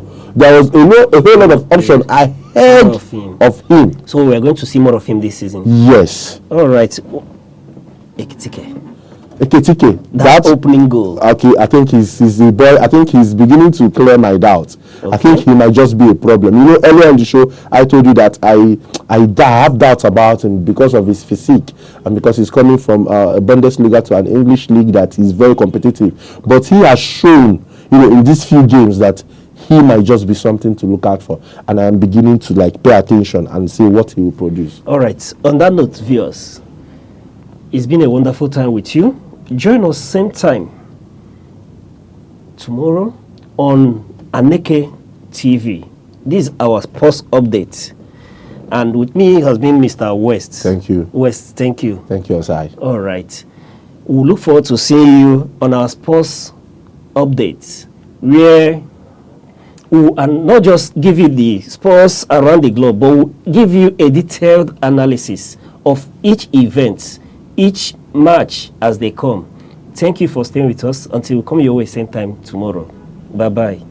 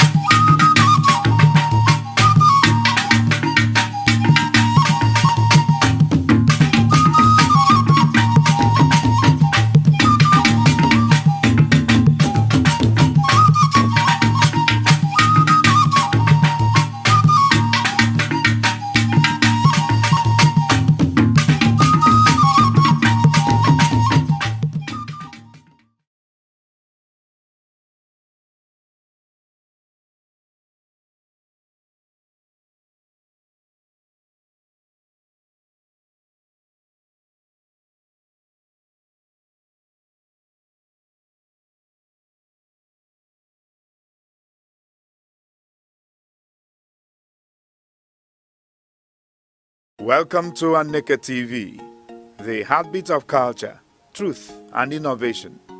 From breaking news to inspiring documentaries, from grassroots traditions, mysteries of life to global perspectives, we'll tell your stories. We amplify your voice and your vision. With every screen we light up, We connect, inform and empower. It's more than a television. This is Aneke TV. We move with the world.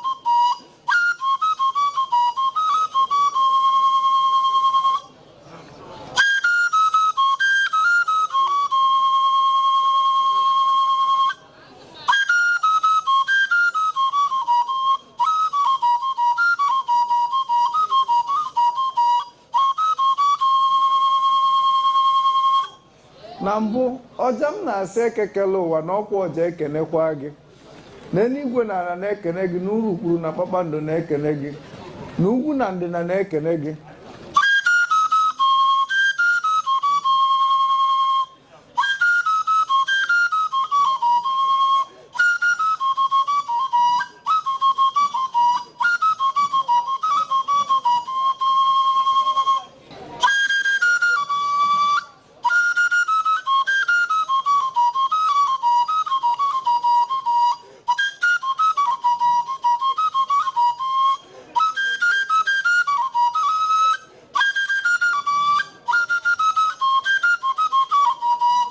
maka ka onye si eme ka ekwe si akpụ ya ka onye si eme ka ọja si akpụ ya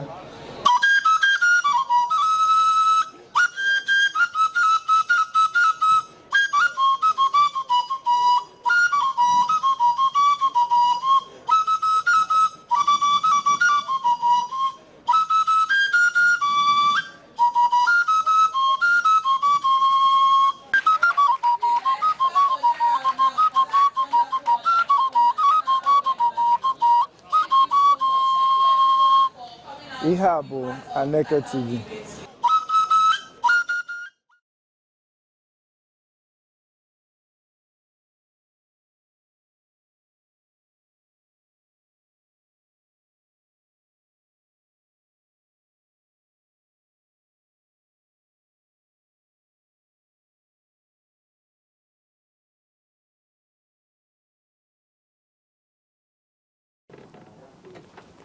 Good morning, viewers.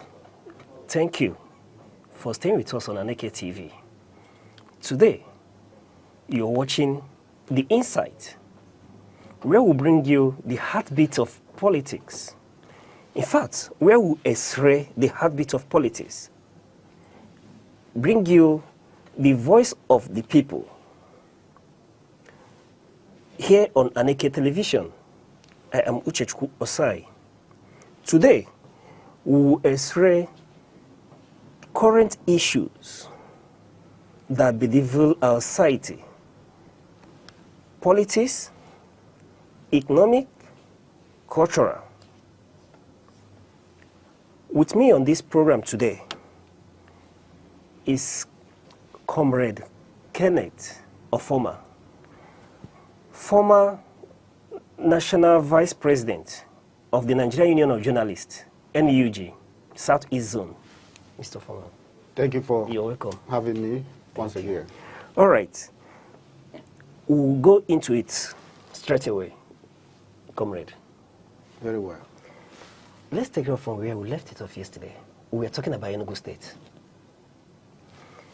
Given the current political climate, we've seen endorsements from various states. And we've seen the synergy between the governor of Enugu State, a PDP governor, and the president of the APC.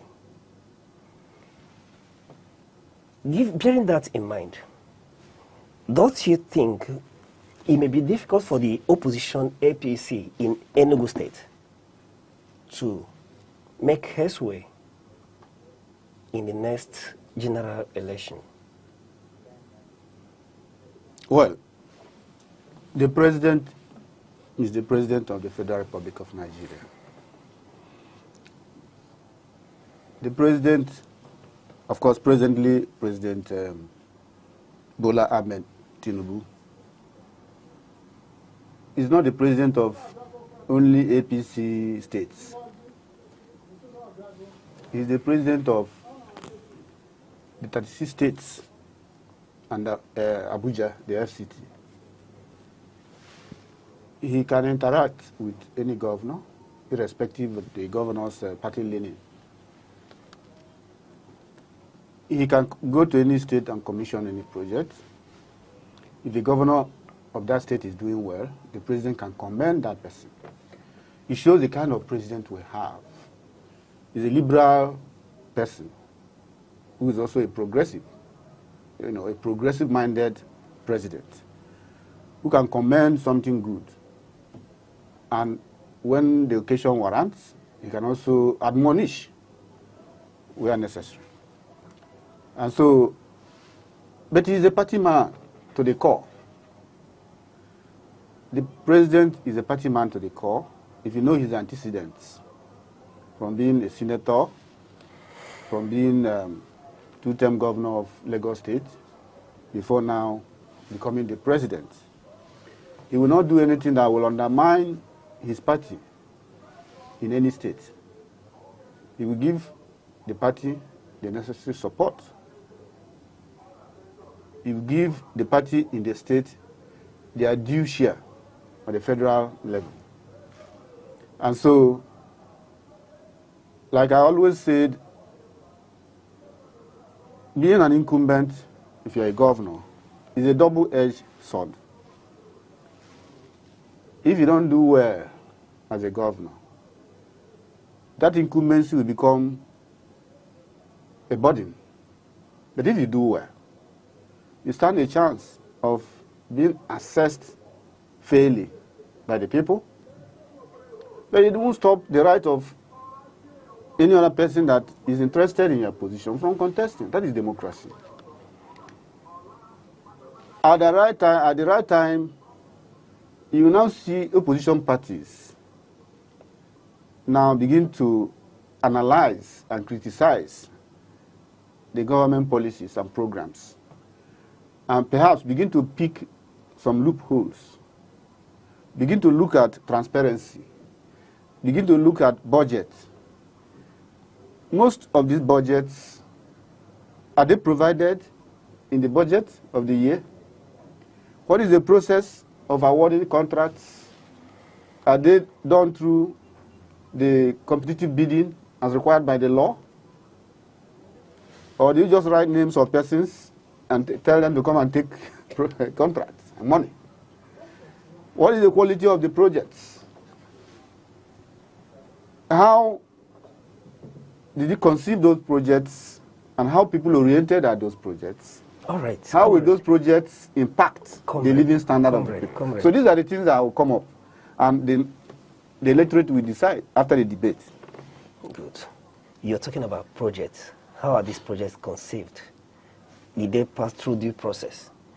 But, comrade, wouldn't you agree with me that irrespective of how these projects were conceived, what the bottom line is the benefit to the masses, the people of the state? That is the point I'm trying to make. I don't want to particularize Enugu State. I want to speak in generic terms for any governor of any state, be it state A or state B or state C, D or Z. The project you're executing, how impactful? What are the priorities in the scale of things? Some governors may want to prioritize bridges, brick and mortar, that will give them money because contract is involved. Some will concentrate on providing education and health infrastructure. So we pay more attention on industrialization. Some will do rural development. Some will do more in agriculture. So depending on how you are prioritizing your projects, which of them will impact the people more? Which one do the people want? It's not what you want. That's why I talk about conception of the program. Do you impose project on people, or do you interact with them for them to tell you what they need most? For instance, if they need water most, but are going to do a motor park, or what do you call it? The bus terminal. The bus terminals, but they need water more. I'm going to give you an instance. They may as well need the bus terminals, and if you provide it for them, good, fine and good. They may need that thousands of primary schools scattered across the state, public primary schools, are refurbished, are equipped, and the teachers trained, and their welfare improved, than building a new school. I'm just giving an example. So, but it is the duty of opposition is to extray these projects and programs of any governor in any state, or even the president. The opposition parties in the country will also appraise, no matter how good the policies of Mr. President is. The people, the opposition parties, it is their duty to also look at it and look at the impact, look at the loopholes, look at the weaknesses, and probably or possibly offer alternative, what they could have done if they were in the shoes of Mr. President, or how they could have done it differently. Okay, comrade, we're talking about the parties, the leadership. Recently, we've witnessed what I will call political synergy between the ruling party and opposition. We've seen endorsement from opposition leaders, and we've witnessed opposition parties endorsing the ruling party from some states. Given this synergy, do you think going forward that is healthy for the politics of the nation? I come again. Politicians take decisions that will favor them. Their actions are driven by enlightened self-interest. If you look at most of the governors or other political or other politicians praising the president, or if you look at politicians in the state praising the governor, they're only doing so based on enlightened self-interest. If they're seeing a threat, they can do so to be seen in a good light as a friendly governor. It may not be out of love that they are doing so. In their private moments, what they may say may be different from their public postures. And when the time of politicking comes, they will say a different thing. All right, comrade. I can assure you that. It is now safe to say that our system, the constitution, our politics is bereft of ideologies. Would you agree with that? Yes and no. Yes, because the issue of ideology, political ideology, as we have, the classical ideological underpinnings, is no longer obtainable in terms of communism, socialism, capitalism, and what have you. And so, but I can say that our political system lack not only ideology, but also, let's say, morality and lack of value. That this is what I stand for. When you look at all their programs, they are all the same thing. I want to build road. I want to construct flyover. I'm building classroom. From independence to date, you can hardly see somebody that will approach development slightly different from the other. In that case, but what I say, lack of morality and lack of political philosophy, it is to the extent that no politician can withstand. There are very few who can act out of principle. So that I want to remain here. I want to champion this cause. And most of the politicians, because they lack philosophy, they lack morality, they lack ideology, in quote. If their political party loses election, they move to another party. If another party wins, they move to that. So in that case, they oscillate, they move around. And this to the detriment of the electorate, right? It is, to some extent, to the detriment of the electorate. It is also affecting the development of our polity, our democracy, because there is no competition. If politicians lose election and remain in their party, and go back to the drawing board, come up with a better program and a better message, it will help to bring that competition to challenge the ruling party. And it will put the ruling party on its toe. And that is when they can develop, that is when they can achieve to remain relevant and to be re-elected. But when everybody move over, that party will become indolent because nobody is challenging them again. The challenge is feeble, very feeble. So, comrade, in view of this, what would you recommend? My recommendation is that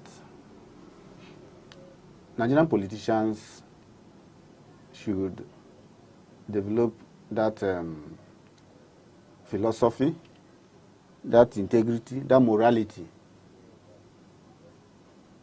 and should be driven by the desire to offer true service to the people, not self or religious or ethnic, but philosophy to provide value using the resources of the people to serve the people, reduce poverty,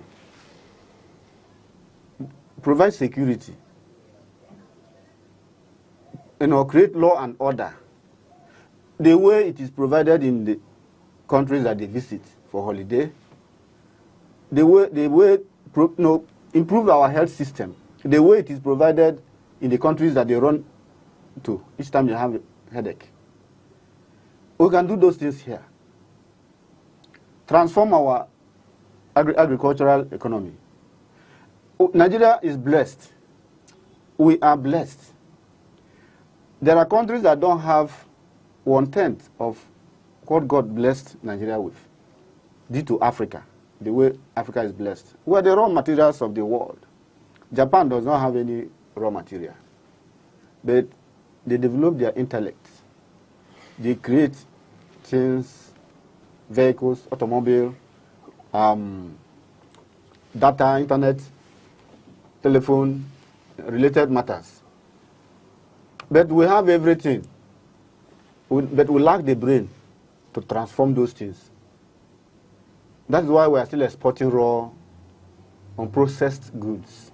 Whether in the, we can't refine we have crude oil, we can't refine it. We have gold, we can't refine it, we can't add value. We have other minerals, we can't, lithium and what have you. All right, comrade, let me still take you back. I want you to assess the development in this state, Enugu State, bearing in mind that this is an opposition state. We've seen the commissioning of the bus terminal, commissioning of smart school, road projects, both urban and rural. How would you assess this government? I can say that I can see some bold and courageous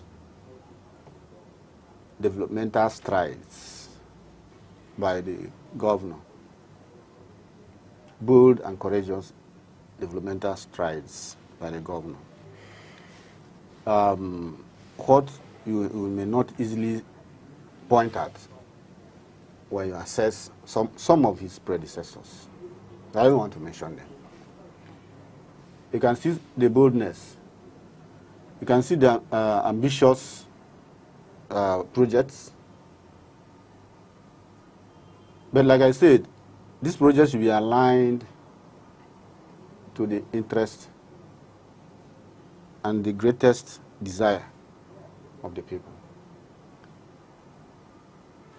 so that it will be more impactful. If you look at, for instance, what is the problem, or what are the problems, perennial problems we have in Enugu State? Because every government can always build road. Every government can always build flyover. But what of the standard of living of the citizens?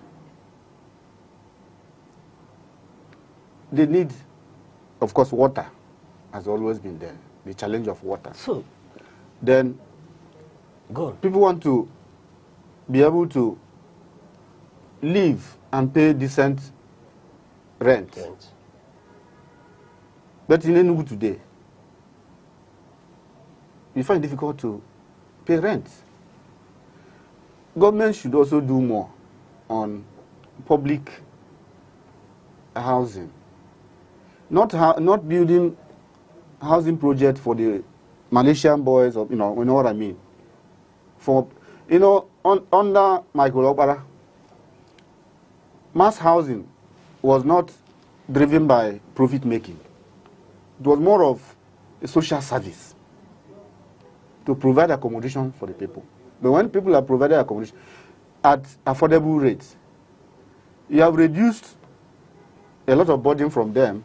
They can now channel their disposable income to other areas. So, yes, it is commendable, transportation, particularly the CNG buses. If they can drive it and use it to drive down the cost of transportation in the state, it will be a very big credit. Do you see the transportation system, the CNG buses, succeeding? Bearing in mind that we've seen similar projects in the past. The thing is, they say that government has no business in doing business. Sure. My observation is that if government want to run it as a public company, it will not be sustainable. There must be maybe a public-private partnership. The same thing goes for the terminals. If government wants to only use government vehicles to operate in the parks, it will not work. It will not be sustainable. All the parks, private parks, should be given accommodation inside that terminals. That's the only way you can make that place sustainable. You are advocating government and private partnership? Partnership. Okay. But if you leave for government, just like you rightly said, we have had so many transportation systems, right from the days of old Anambra State, trackers, to Entraco and Quarterview. Of course, under Sullivan, we also have such long buses. But how many of them can you see on the road today? Which is why I ask the question. And that's why I'm saying, if you want to follow the same pattern of the previous governments, then the project will also go the way of the previous attempts. All right, comrade. Before we move away from Enugu State, you mentioned the issue of water. What do you think is possible that before this government, they have all failed in providing that basic amenity for the people of the state? Is it basically because of topography? Yeah, or you see a lack of will? Geological challenge, geographical challenge, in that the water, the Enugu is sitting on coal. So if you want to drill and get water, it is difficult. You can only rely on public water supply, treated and transported or reticulated. What I can simply see, providing water is not a nuclear science, it's not a rocket science. Previous administrations have tried to develop water works, water treatment plants, Oji River and other places. The problem is what I don't understand, is to reticulate, to pump this water, have many water reservoirs to circulate water across the state. Change the pipes, old pipes, to galvanized pipes. Some of the old pipes are asbestos, they are old. Change, it's not a rocket science. If you invest in these things and bring the right caliber of professionals, it will be done. And it is something that will impact seriously on the people. So government can tackle it with the political will. All right, comrade, let us move away from Enugu State. In the news today, most importantly, Punch, there's a headline that FG moves pay raise for political office holders. Don't you think that this is insensitive, given the very economic climate of the country? Yes, I saw the report by, I think the agency of government responsible for that, the Revenue Mobilization, Allocation and Fiscal Commission, RAMFAC. They were saying that President is earning 1.5 million currently, I think, per annum or every month. The President is earning 1.5 million per annum, per year, and the ministers are earning 1 million. That's per month, sorry. What is important is that it is not the salary of a president or any political officer, like minister, that determines whether he will touch public money or not. There are, even if you pay them 50 million a month, they will still tamper with the public fund. That is the truth. So, what is necessary for me, because even apart from the basic salary, if you become a public office holder, do you know that you live on taxpayers' money? In hospitals, for you and your children, the food you eat, the vehicle you drive, your drivers, the water, everything is provided by government. So people should not be looking at the basic salary. Traveling allowances, even intra-country travel, that you want to move from one state to another, you receive extra code. You travel outside the country, you are paid extra code in dollars. So in other words? So in other words, that should not be our priority now. No. We should rather look at the people at the lower rung of the economy. What is their own salary? Is it 70,000? Is it enough for civil servants? So, because already, if you are a commissioner, ordinary commissioner, a local government chairman, some of them you know now, someone becomes a local government chairman today. Next month, he's building 3-story building. Even if you pay him 10 million every month, 10 million naira, it will not stop now. All right, comrade. On that note, we'll go on a short break. We'll be back. Sex is sacred, not shameful. In its truest form, it is more than the body. It is soul speaking to soul, fire woven with trust, vulnerability clothed in consent. But when misused, it breaks more than bodies, it fractures spirits. That is why it must be approached with reverence, not recklessness.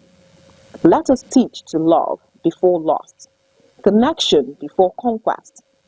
For when sex is honored, it becomes not just pleasure, but poetry. Thank you, viewers, for staying with us on Aneke TV. This is Insight, where we x-ray the heartbeat of politics, issues that affect all of us. And we are talking with Comrade Kenneth Ofoma, former National Vice President of the Nigerian Union of Journalists, Southeast Chapter, a man who has seen it, lived it, written about it, and is now speaking about it.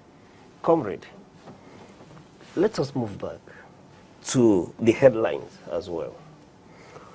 In the Nation newspaper today, you heard the UK government okaying Tinubu's reforms, pledges stronger trade ties with Nigeria. Well, it ties back to our earlier discussion when I was saying that some of the reforms were tough, triggered some economic dislocation, but they are stabilizing. And I made reference to the remarks of Dr. Ngozi Okonjo-Iweala, the president of World Trade Organization. Yes. During her recent visit. She only said that having attained stability, efforts should be made to grow. And also efforts should be made to pay more attention to the people who are suffering as a result of the reforms. So now, if foreign governments are now saying the same thing, it means that the president is on the right trajectory. That beyond those assessments, it is critical for government and government officials, the planners, to try to also feel the pulse of the people, Nigerians, who are living in the country, who are experiencing the economy. It is not always the best to look at foreigners. They are not living with us. We are the people experiencing Nigeria. So what we say, our own assessment is more important than theirs. Whether it is a World Bank, whether it is a UK, whether it is US, whether it is IMF. Our own assessment is more important. That tells you that these countries are looking after themselves, not necessarily other nations. Yes, yes, I can say that. That is one of the misconceptions of African leaders, thinking that IMF will give you a policy that will help you, or the World Bank will give you a policy that will help you. No, they always want to trap you in debt. Now that you've mentioned it, comrade, why are we always tilting our economic policies towards that of the IMF and World Bank? Instead of developing indigenous policies, we have economics. We have professors of economics, professors of finance. We do. The reason is simple. There are so many dynamics. We are still under the approach strings of the colonial masters, what you can call, what is it? In other words, neo-colonialism. Neo-colonialism. We are still under an extension. They try to control us in many ways that you cannot easily see, even to determine your leadership.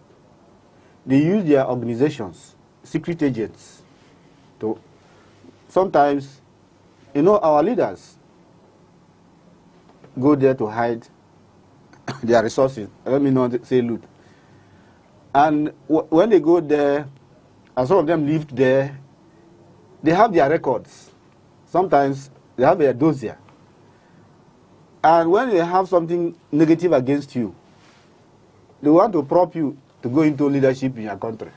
So that they use that negative thing they have as a string to determine your policy that will favor them. So it will be safe to say that it's these strings that make our government, successive governments, tilt towards the IMF and the World Bank, World Trade Organization suggestions? Sometimes when they give you that policy and suggestions, it's almost like compulsory. If you don't do it, they will expose you. Sometimes they kill. Most of African leaders have been assassinated. From Patrice Lumumba to so many of them. Then, comrade. Or they sponsor coup. Most of the coups you see in Africa, they are sponsored externally. Africa is a playground for these international powers. They compete. Africa is a playground. It's a playground. They just play around. We enable it. And that is why they can hardly support any leader that is intelligent, that is independent-minded, that they feel will not play ball, will not play according to the rule. If they see that you can bring true transformation to your nation, they will do everything possible to stop you from accessing power. Now that we're talking about the international community and the happenings internationally, let's look into Russia-Ukraine. We've heard and seen the US President, Trump, meeting with Vladimir Putin in American soil. What do you think is the implication of that meeting? Bearing in mind that Putin has been declared wanted by the ICC. Europe, that is a partner, or has been a partner with US, an ally of US, and Ukraine, which has always looked up to US for help. Then Putin pops up in Alaska in a military base. What do you think is the implication of this for America, Europe, and Ukraine? This is world politics. ICC, International Criminal Court, may have declared Putin wanted, but who will enforce it? Russia is a world power. There are 5 of them. Russia, US, Britain, France, and China. They are countries that are allowed to produce weapons of mass destruction, nuclear weapons. Yes. So what you have, I have. And they have superpowers in the UN. In other words, even if other countries, 99% of other countries voted for this, and one of them voted against, that is the end of that project or resolution. So that is just the thing. Somehow it will become a deterrent force, because you know I have what you have. The fear that if you use it, I will also use it. This war will be destroyed 300 times over. It keeps everybody in check. I think that is what America, under Trump, has seen. Under the previous President Biden, he believes in giving arms to Ukraine so that they defend themselves, and maybe hopefully the war will end. But Trump said that when he becomes president second time, he will stop the war within 48 hours. Now, it has become clear to him that he may be a business dealer. He may be a president that can close business deals. But in international diplomacy, it's a different ballgame. Putin is more experienced. He has more experienced foreign affairs minister. They have their target, and they have kept to it. So it is Ukraine that should make concession the way it is now, because it is not a balance of forces. You have somebody greater. The European countries are also afraid. If Putin should have his way, he will also come for them, and other Baltic countries like Georgia and whatever. Those countries that broke away from USSR. He has a dream of trying to bring back the old USSR. Now, comrade, your suggestion is that Ukraine should concede and forget the territories they've already lost. Yeah, that's what Putin is saying.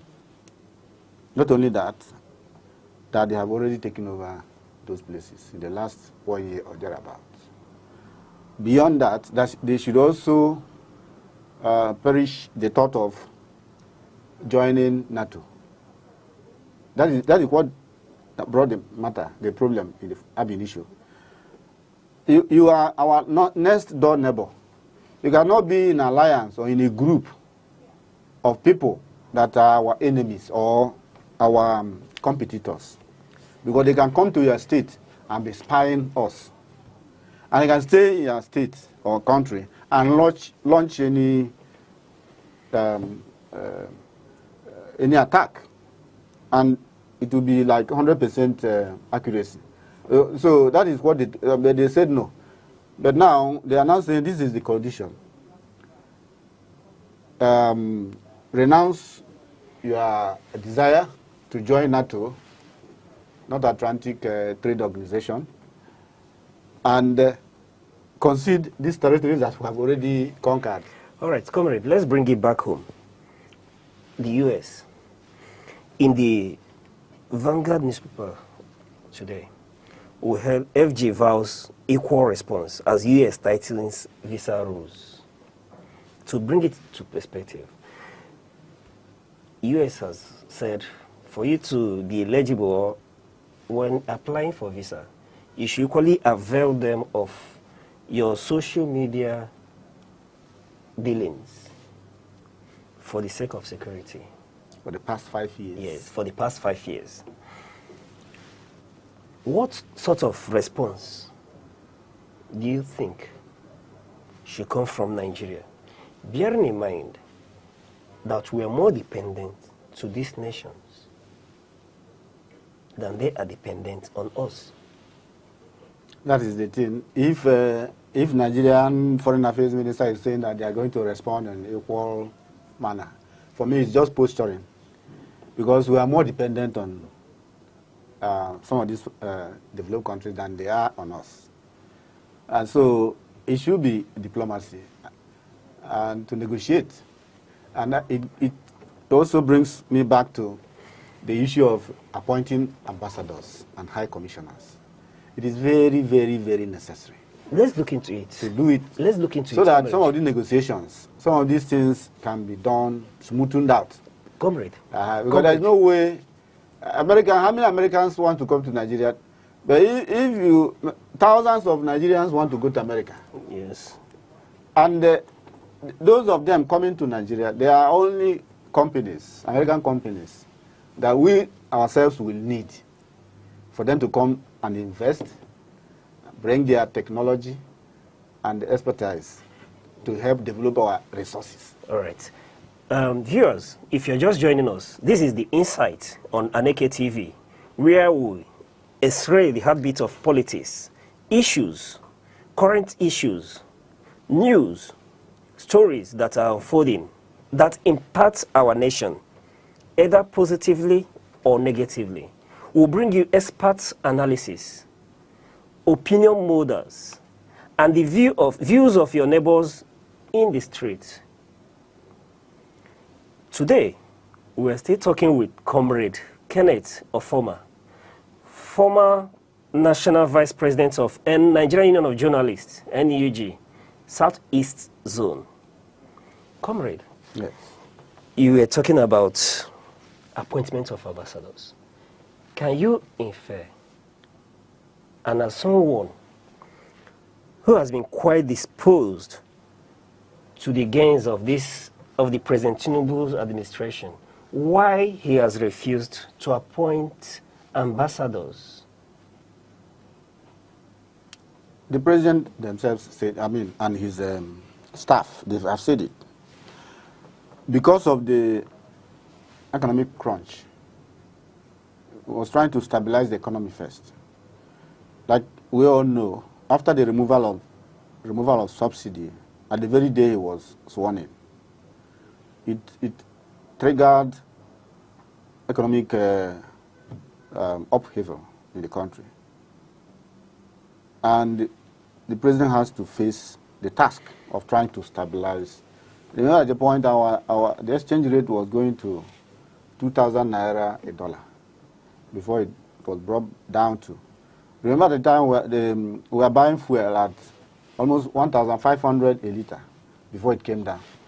So, and of course the exchange rate unification, or what some people call devaluation of the naira.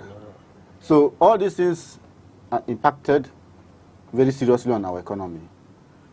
And the depletion of our foreign reserve, they have to start building up.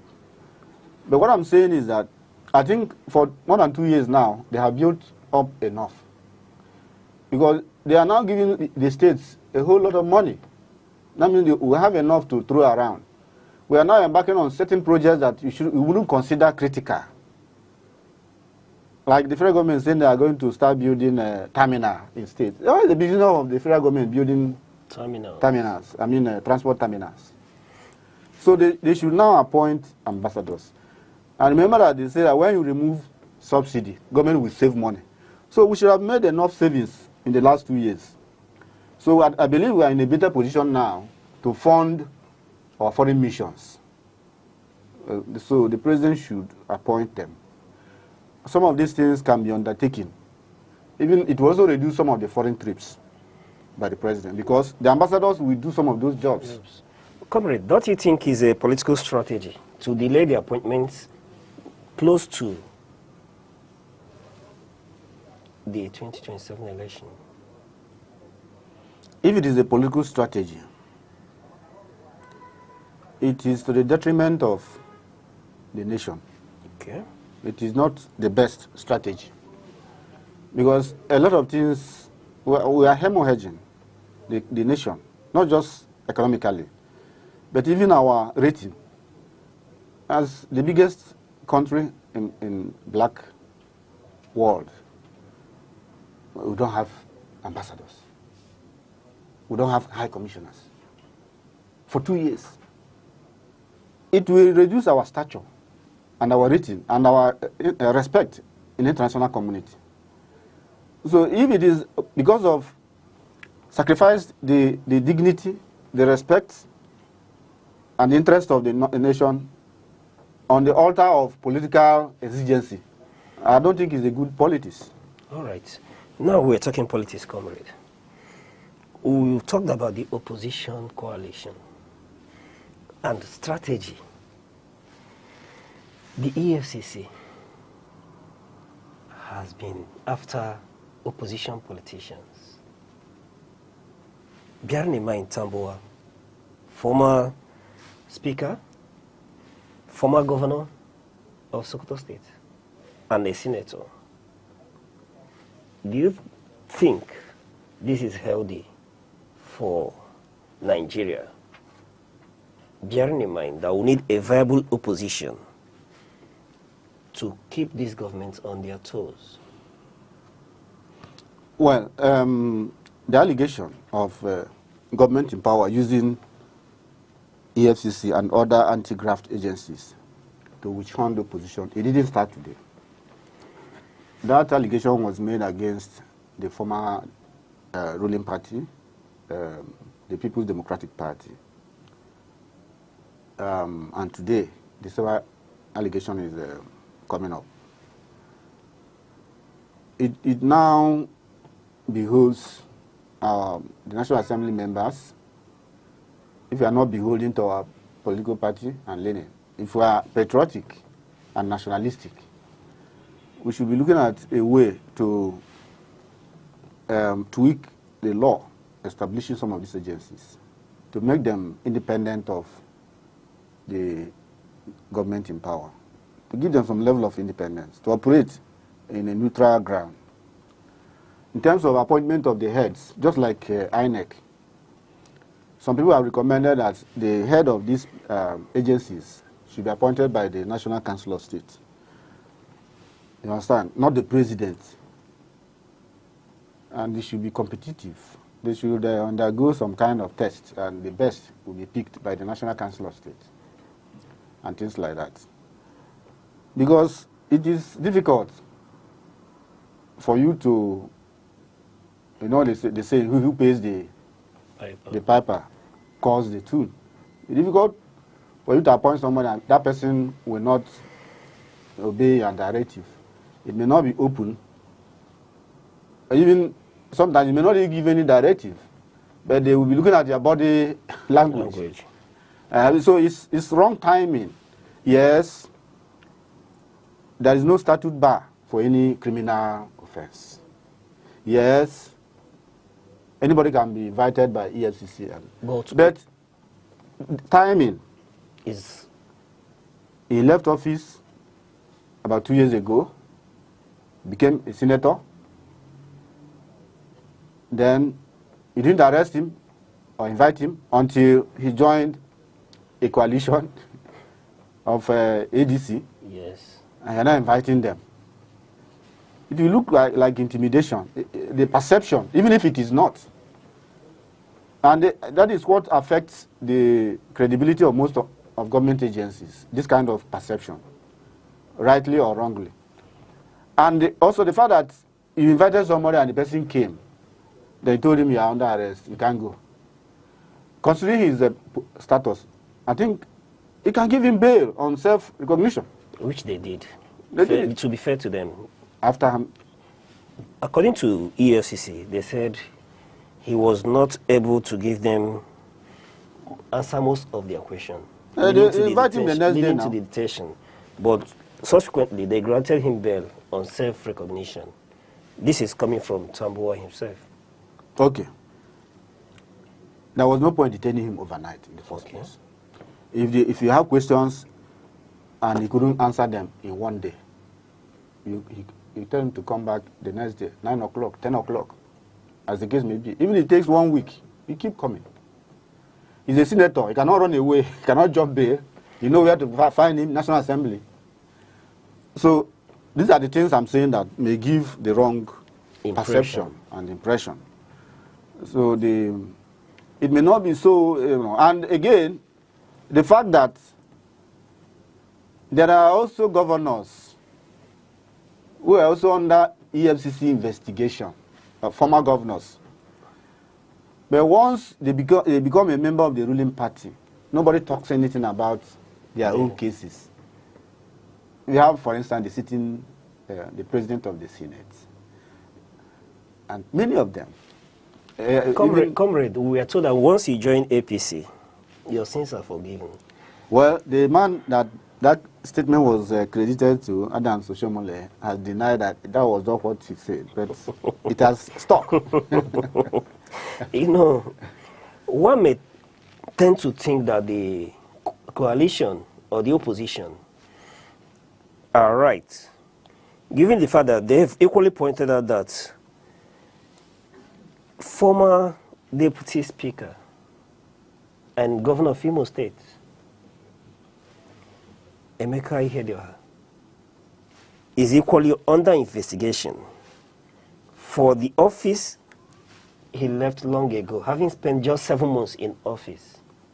He has become almost 2 years. Okay, and all of a sudden, yes, it's becoming a trend. It falls into the it's becoming a trend category of what I'm saying. Good, and it will look like they are being targeted because they formed coalition, ADC. Well, these invitations started coming after the formation of ADC, which was formed like 2 months or 3 months ago. So why didn't they invite them before now?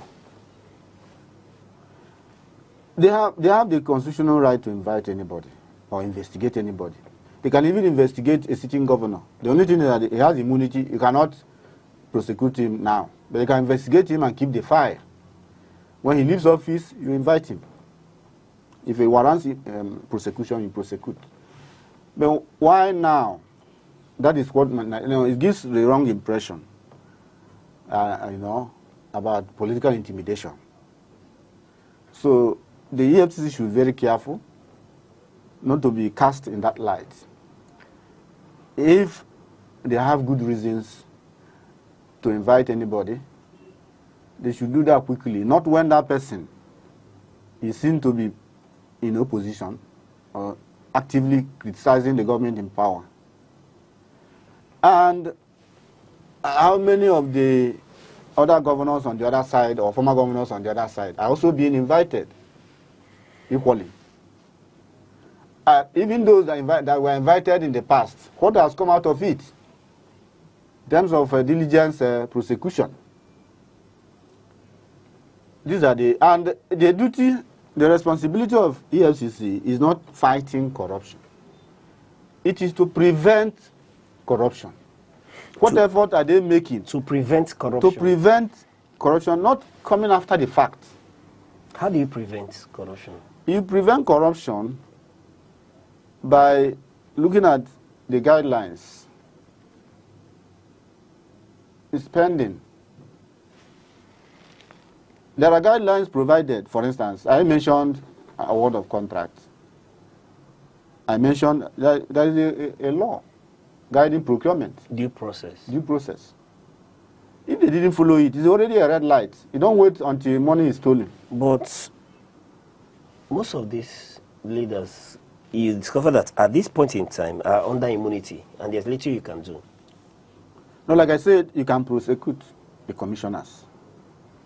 If the commissioner of finance or budget is invited, he does not have immunity. The governor can come and give details that may even implicate the governor. But you will not invite the governor now that he has immunity until he leaves office. All right. Comrade, before I let you go, let's look at River State. What is the implication of the happenings, the appointment of sole administrator, an unelected official? We've heard about the same sole administrator trying to conduct an election in River State. What is the implication of this for the people of River State?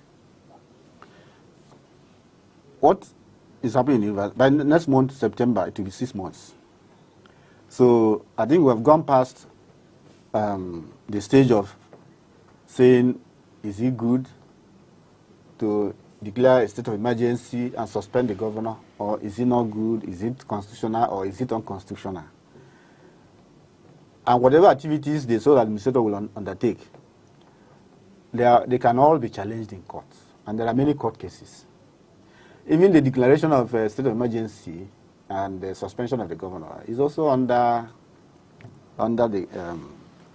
the subject of litigation as we speak.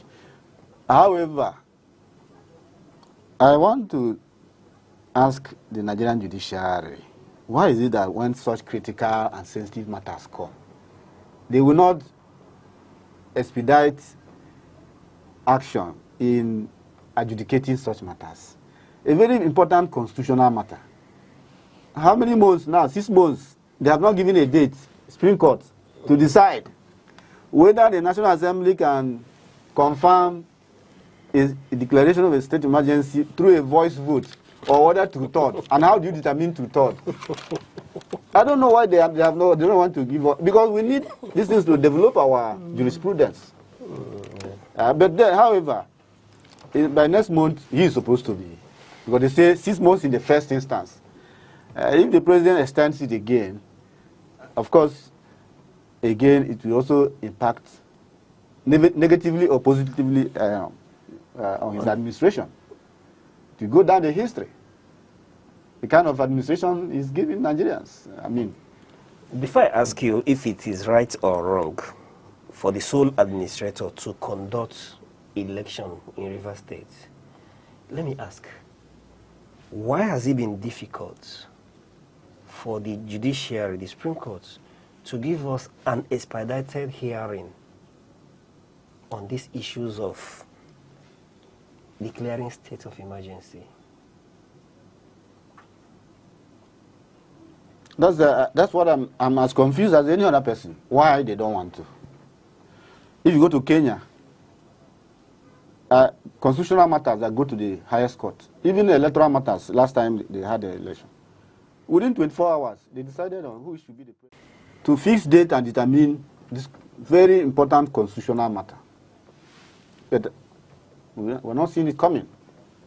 For me, I'm depressed as well. Because we need that judicial activism. We need to project this country as a very serious, responsible nation. Is it that we don't have vibrant litigants or judges like the era of everything is in the hands Justice Oputa and in the laps of the Chief Justice of the Federation?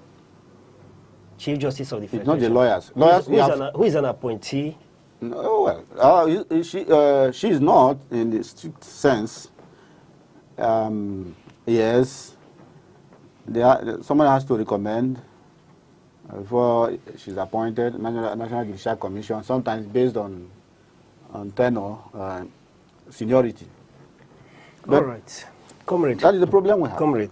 But as for whether the sole administrator can conduct election or not, they can also be challenged in court.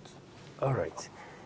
Viewers, for the sake of time, this is where we'll draw the curtain today on this discussion.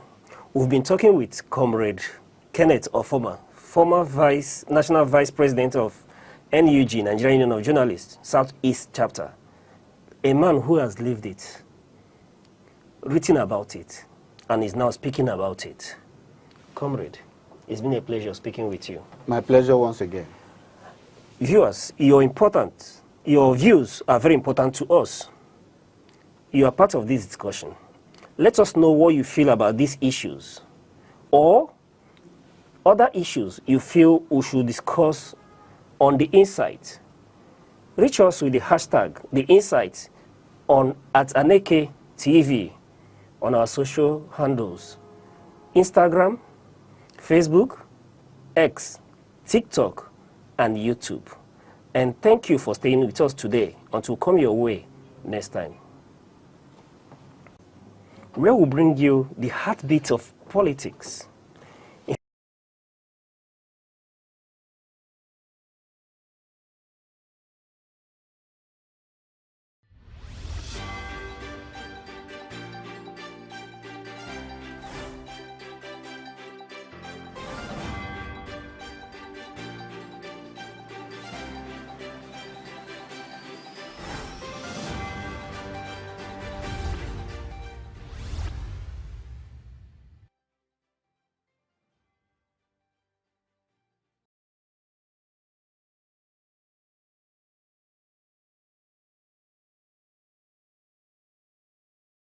Good afternoon and welcome to the news across the country on Aneke TV.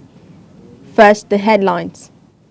Army chief says terrorists thrive on funds from illegal gold mine. Nigerians' external reserves hit $41 billion. Enugu governor unveils renovated hotel, presidential abandoned 2 decades ago. Now the news in detail. Ebonyi State government says it has commenced investigation into the collapse of a mining pit in Ihe-Otutu, Ishago, Ivo local government area of the state. The State Commissioner for Solid Minerals, Mr. Chidi Onya, announced this at the site during a fact-finding mission with federal mines officer and security agencies. It would be recalled that 2 persons lost their lives, while 3 were injured when the mining site collapsed last Friday. He commiserated with the bereaved families while debunking reports that the site was parceled out to illegal miners.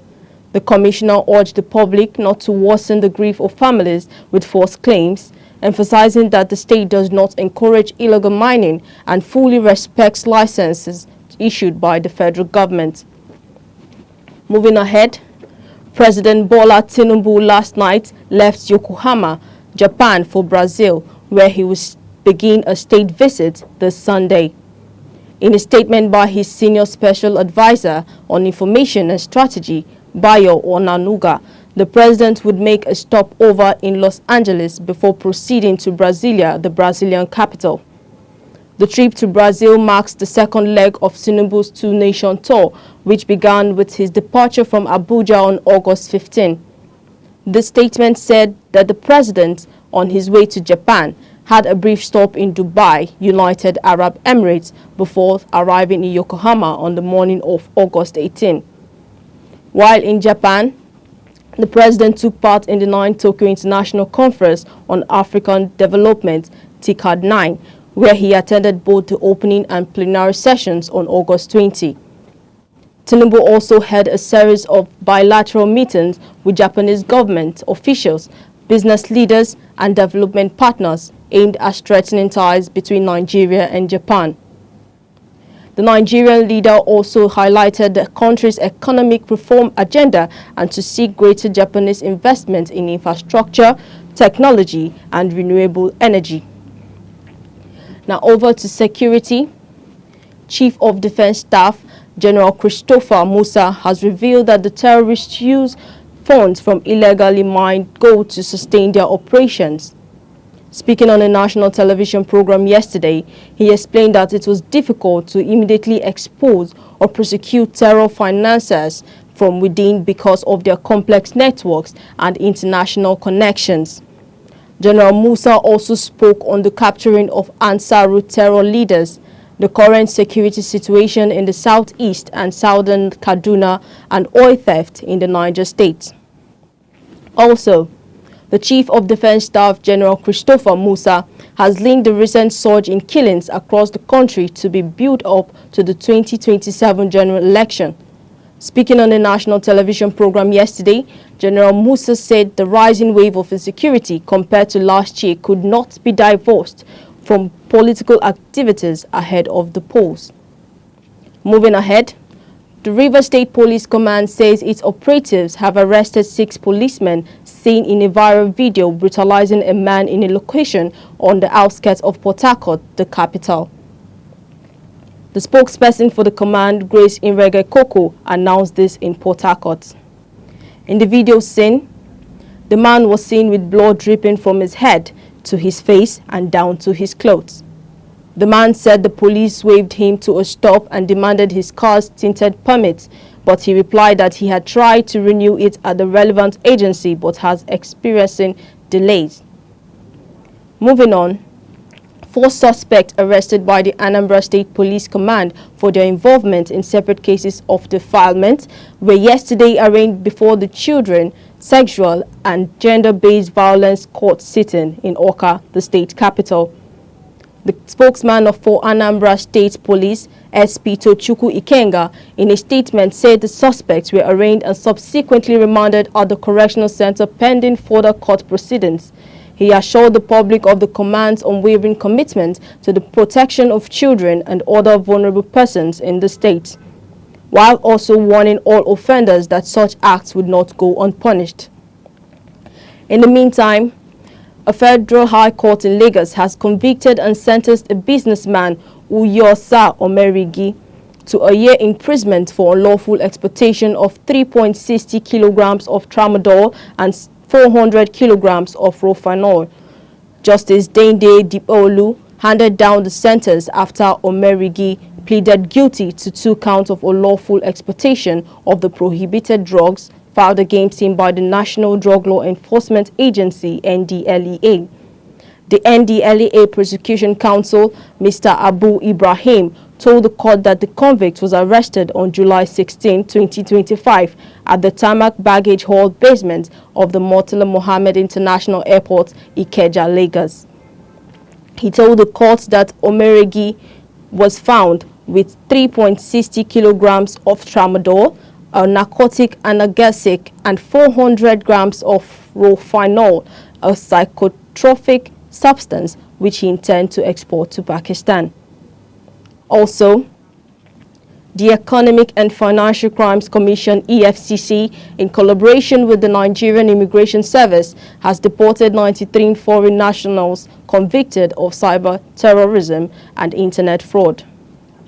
The Commission, in a statement via its official X handle, said that the latest deportees comprise of 50 Chinese nationals and 1 Tunisian. This brings the total of number deportees to 93 since the exercise began on August 15, 2025, the Commission disclosed. If you're joining us, this is news across the country on Aneke TV. We shall be going on a short break, and when we return, we shall bring you business news, sports, and entertainment. Please stay tuned. Welcome to Aneke TV, the heartbeat of culture, truth, and innovation. From breaking news to inspiring documentaries, from grassroots traditions, mysteries of life to global perspectives, we'll tell your stories. We amplify your voice and your vision. With every screen we light up, we connect, inform, and empower. It's more than a television. This is Aneke TV. We move with the world. Glad to know you're still tuned to Aneke TV. Now over to business news. President Bola Tinubu has urged Nigerians to try a newly launched personal income tax calculator that estimates how much would be paid under the tax reforms his administration recently signed into law. In a post on his official X account, the president said the calculator allows citizens to compare their estimated tax under the proposal reforms with current rates and ensure a clear understanding of the impact on individual incomes. Tinubu said the reforms, which take effect from January 2026, are intended to establish a fair tax system, one that never punishes poverty or weighs down the most vulnerable. In the meantime, Governor Peter Mbah of Enugu State has inaugurated the newly renovated Hotel Presidential Enugu, aimed at boosting the economy of the state. Unveiling the hotel, Governor Mbah, who described the event as homecoming for history, recalled that over decades the hotel had been neglected. The governor said that when they came into office, his administration made a strong pledge to recover and revive those moribund assets belonging to Enugu people. This, he said, was to make Enugu the preferred destination for investment, tourism, living, and leisure. The governor also described the hotel as strategic enabler of the state's growth plan, comprising the ambitious targets to grow Enugu's economy to at least $30 billion and achieve zero poverty headcount rates. He explained that the hotel now met the expectation of today's travelers with modern rooms, suites, and efficient lifts, as well as safety systems. Still talking business, Nigeria's external reserves have risen to $41.046 billion, the highest in 4 years, driving further appreciation of the naira in the foreign markets. Data from the Central Bank of Nigeria, CBN, showed that the external reserves rose steadily to $41.046 billion from $37.21 billion on June 30. This translates to $3.836 billion, or 10.3%. Reflecting the impact of this upsurge in reserves, the naira yesterday appreciated for the fourth consecutive day to 1,545 naira per dollar in the power market from 1,550 naira per dollar on Wednesday. Likewise, the naira appreciated to 1,535.1 naira per dollar in the Nigerian Foreign Exchange Market, NFEM. Data published by the Central Bank of Nigeria, CBN, showed that the exchange rate for the naira fell slightly to 1,535.1 naira per dollar from 1,537.99 naira per dollar on Wednesday, indicating 2.89 naira appreciation for the naira. Consequently, the margin between the parallel markets and NFEM rates narrowed to 9.9 naira per dollar from 17.0 naira per dollar on Wednesday.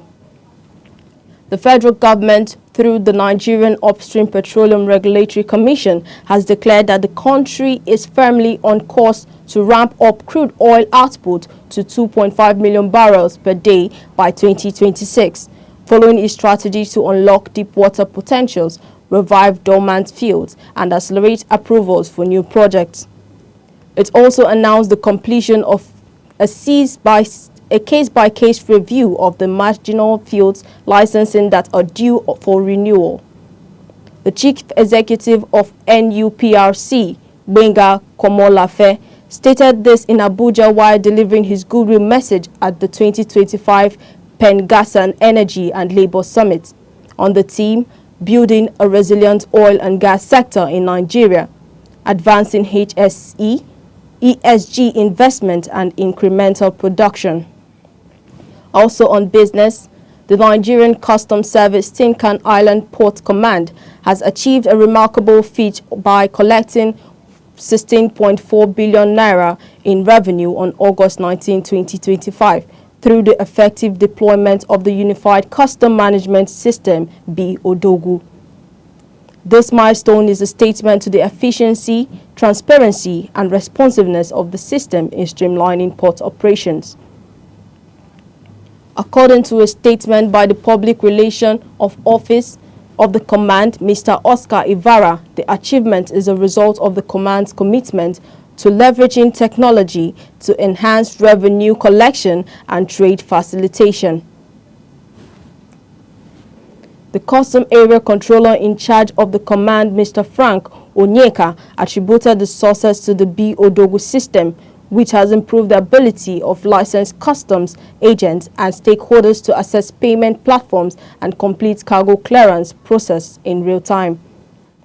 Mr. Aneke explained that BODOGU system has drastically improved the ability of licensed customs agents and stakeholders to access payment platforms and complete cargo clearance processes in real time, without unnecessary delays or administrative bottlenecks.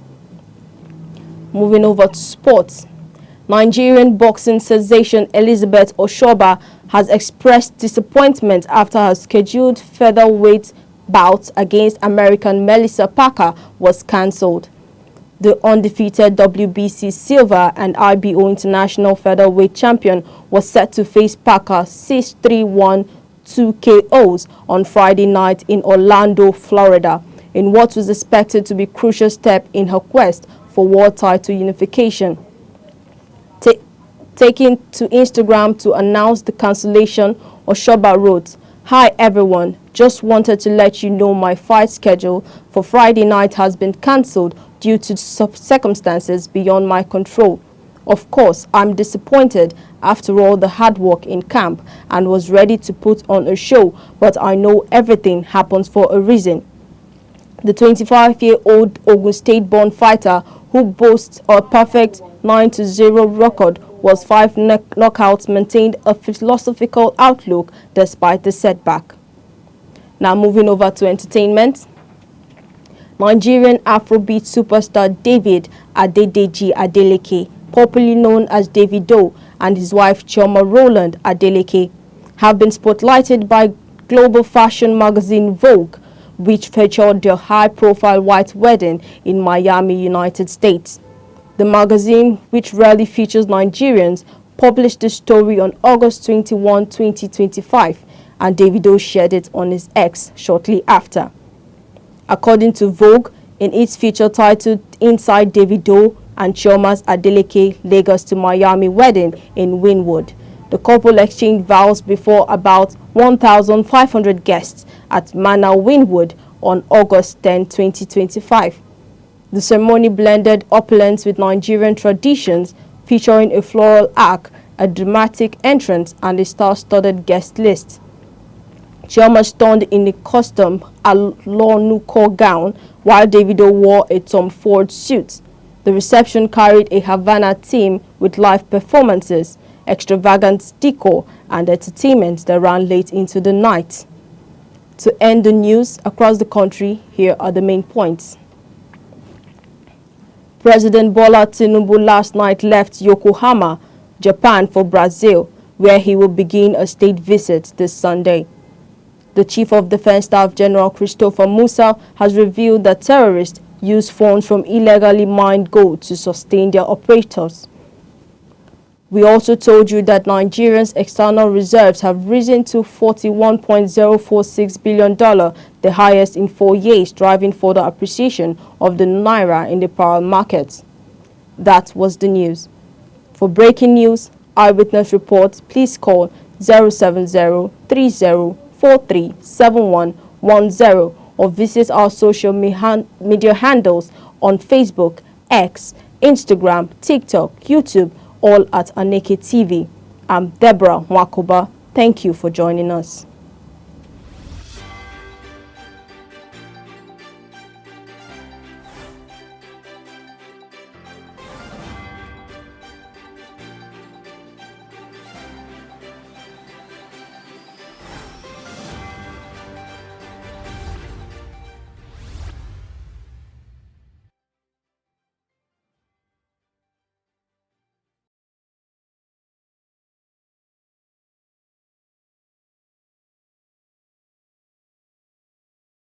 Sex is sacred, not shameful.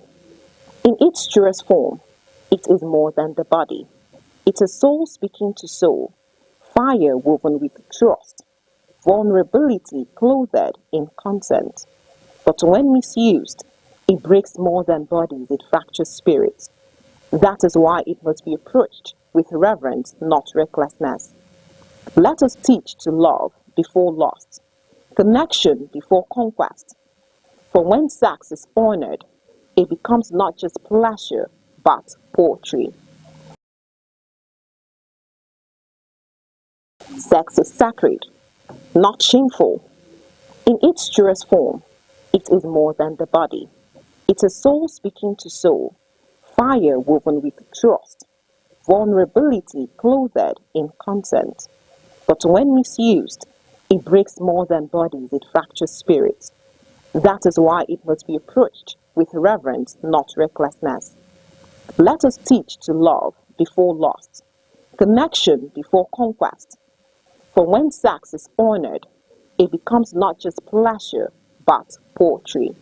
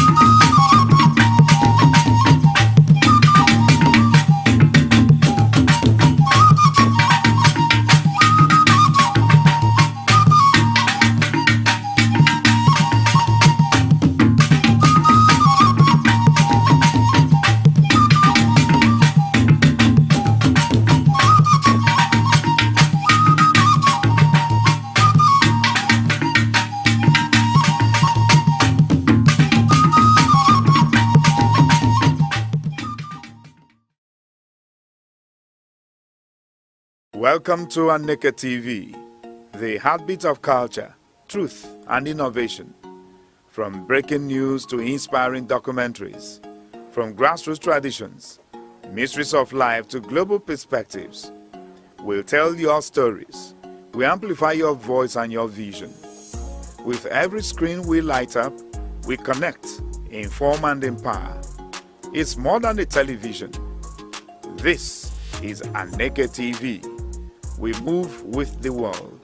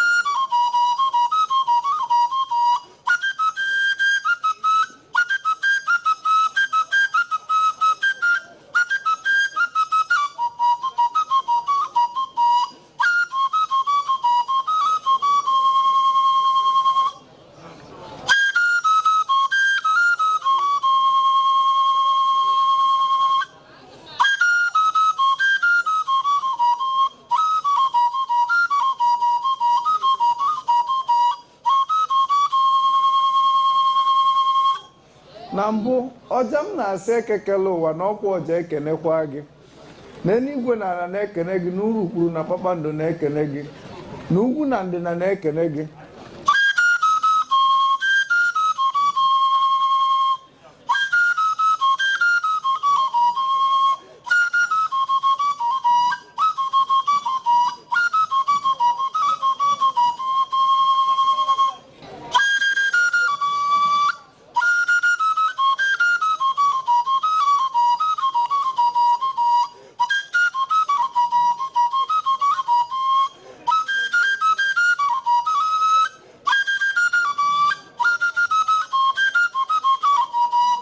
maka ka onye si eme ka ekwe si akpụ ya ka onye si eme ka ọja si akpụ ya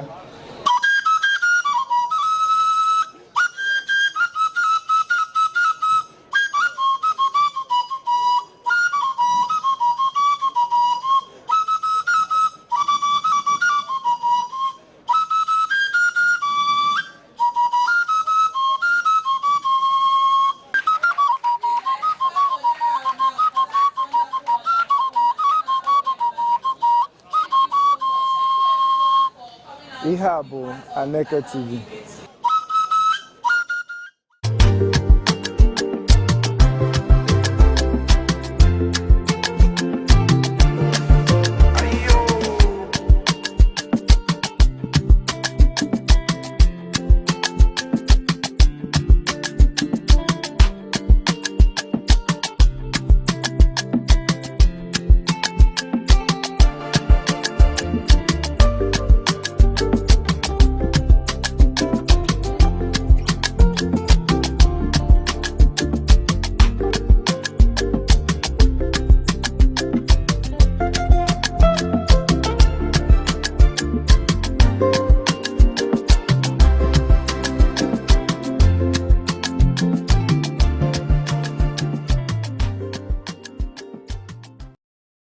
A non-governmental organization, Aneke Pascal Onyekake Foundation, has distributed free exercise books to pupils in Community Primary School 1 and 2 in Ozam, Amechi Dodo, Nkanu East Local Government Area of Enugu State, with an encouragement to the children to take their studies seriously. The serene atmosphere of the school was agog as the team arrived the arena with over 300 children benefiting from the free exercise books. Speaking during the event, the program officer of the foundation, Obinna Obu, said the idea of sharing the books was to empower the children educationally.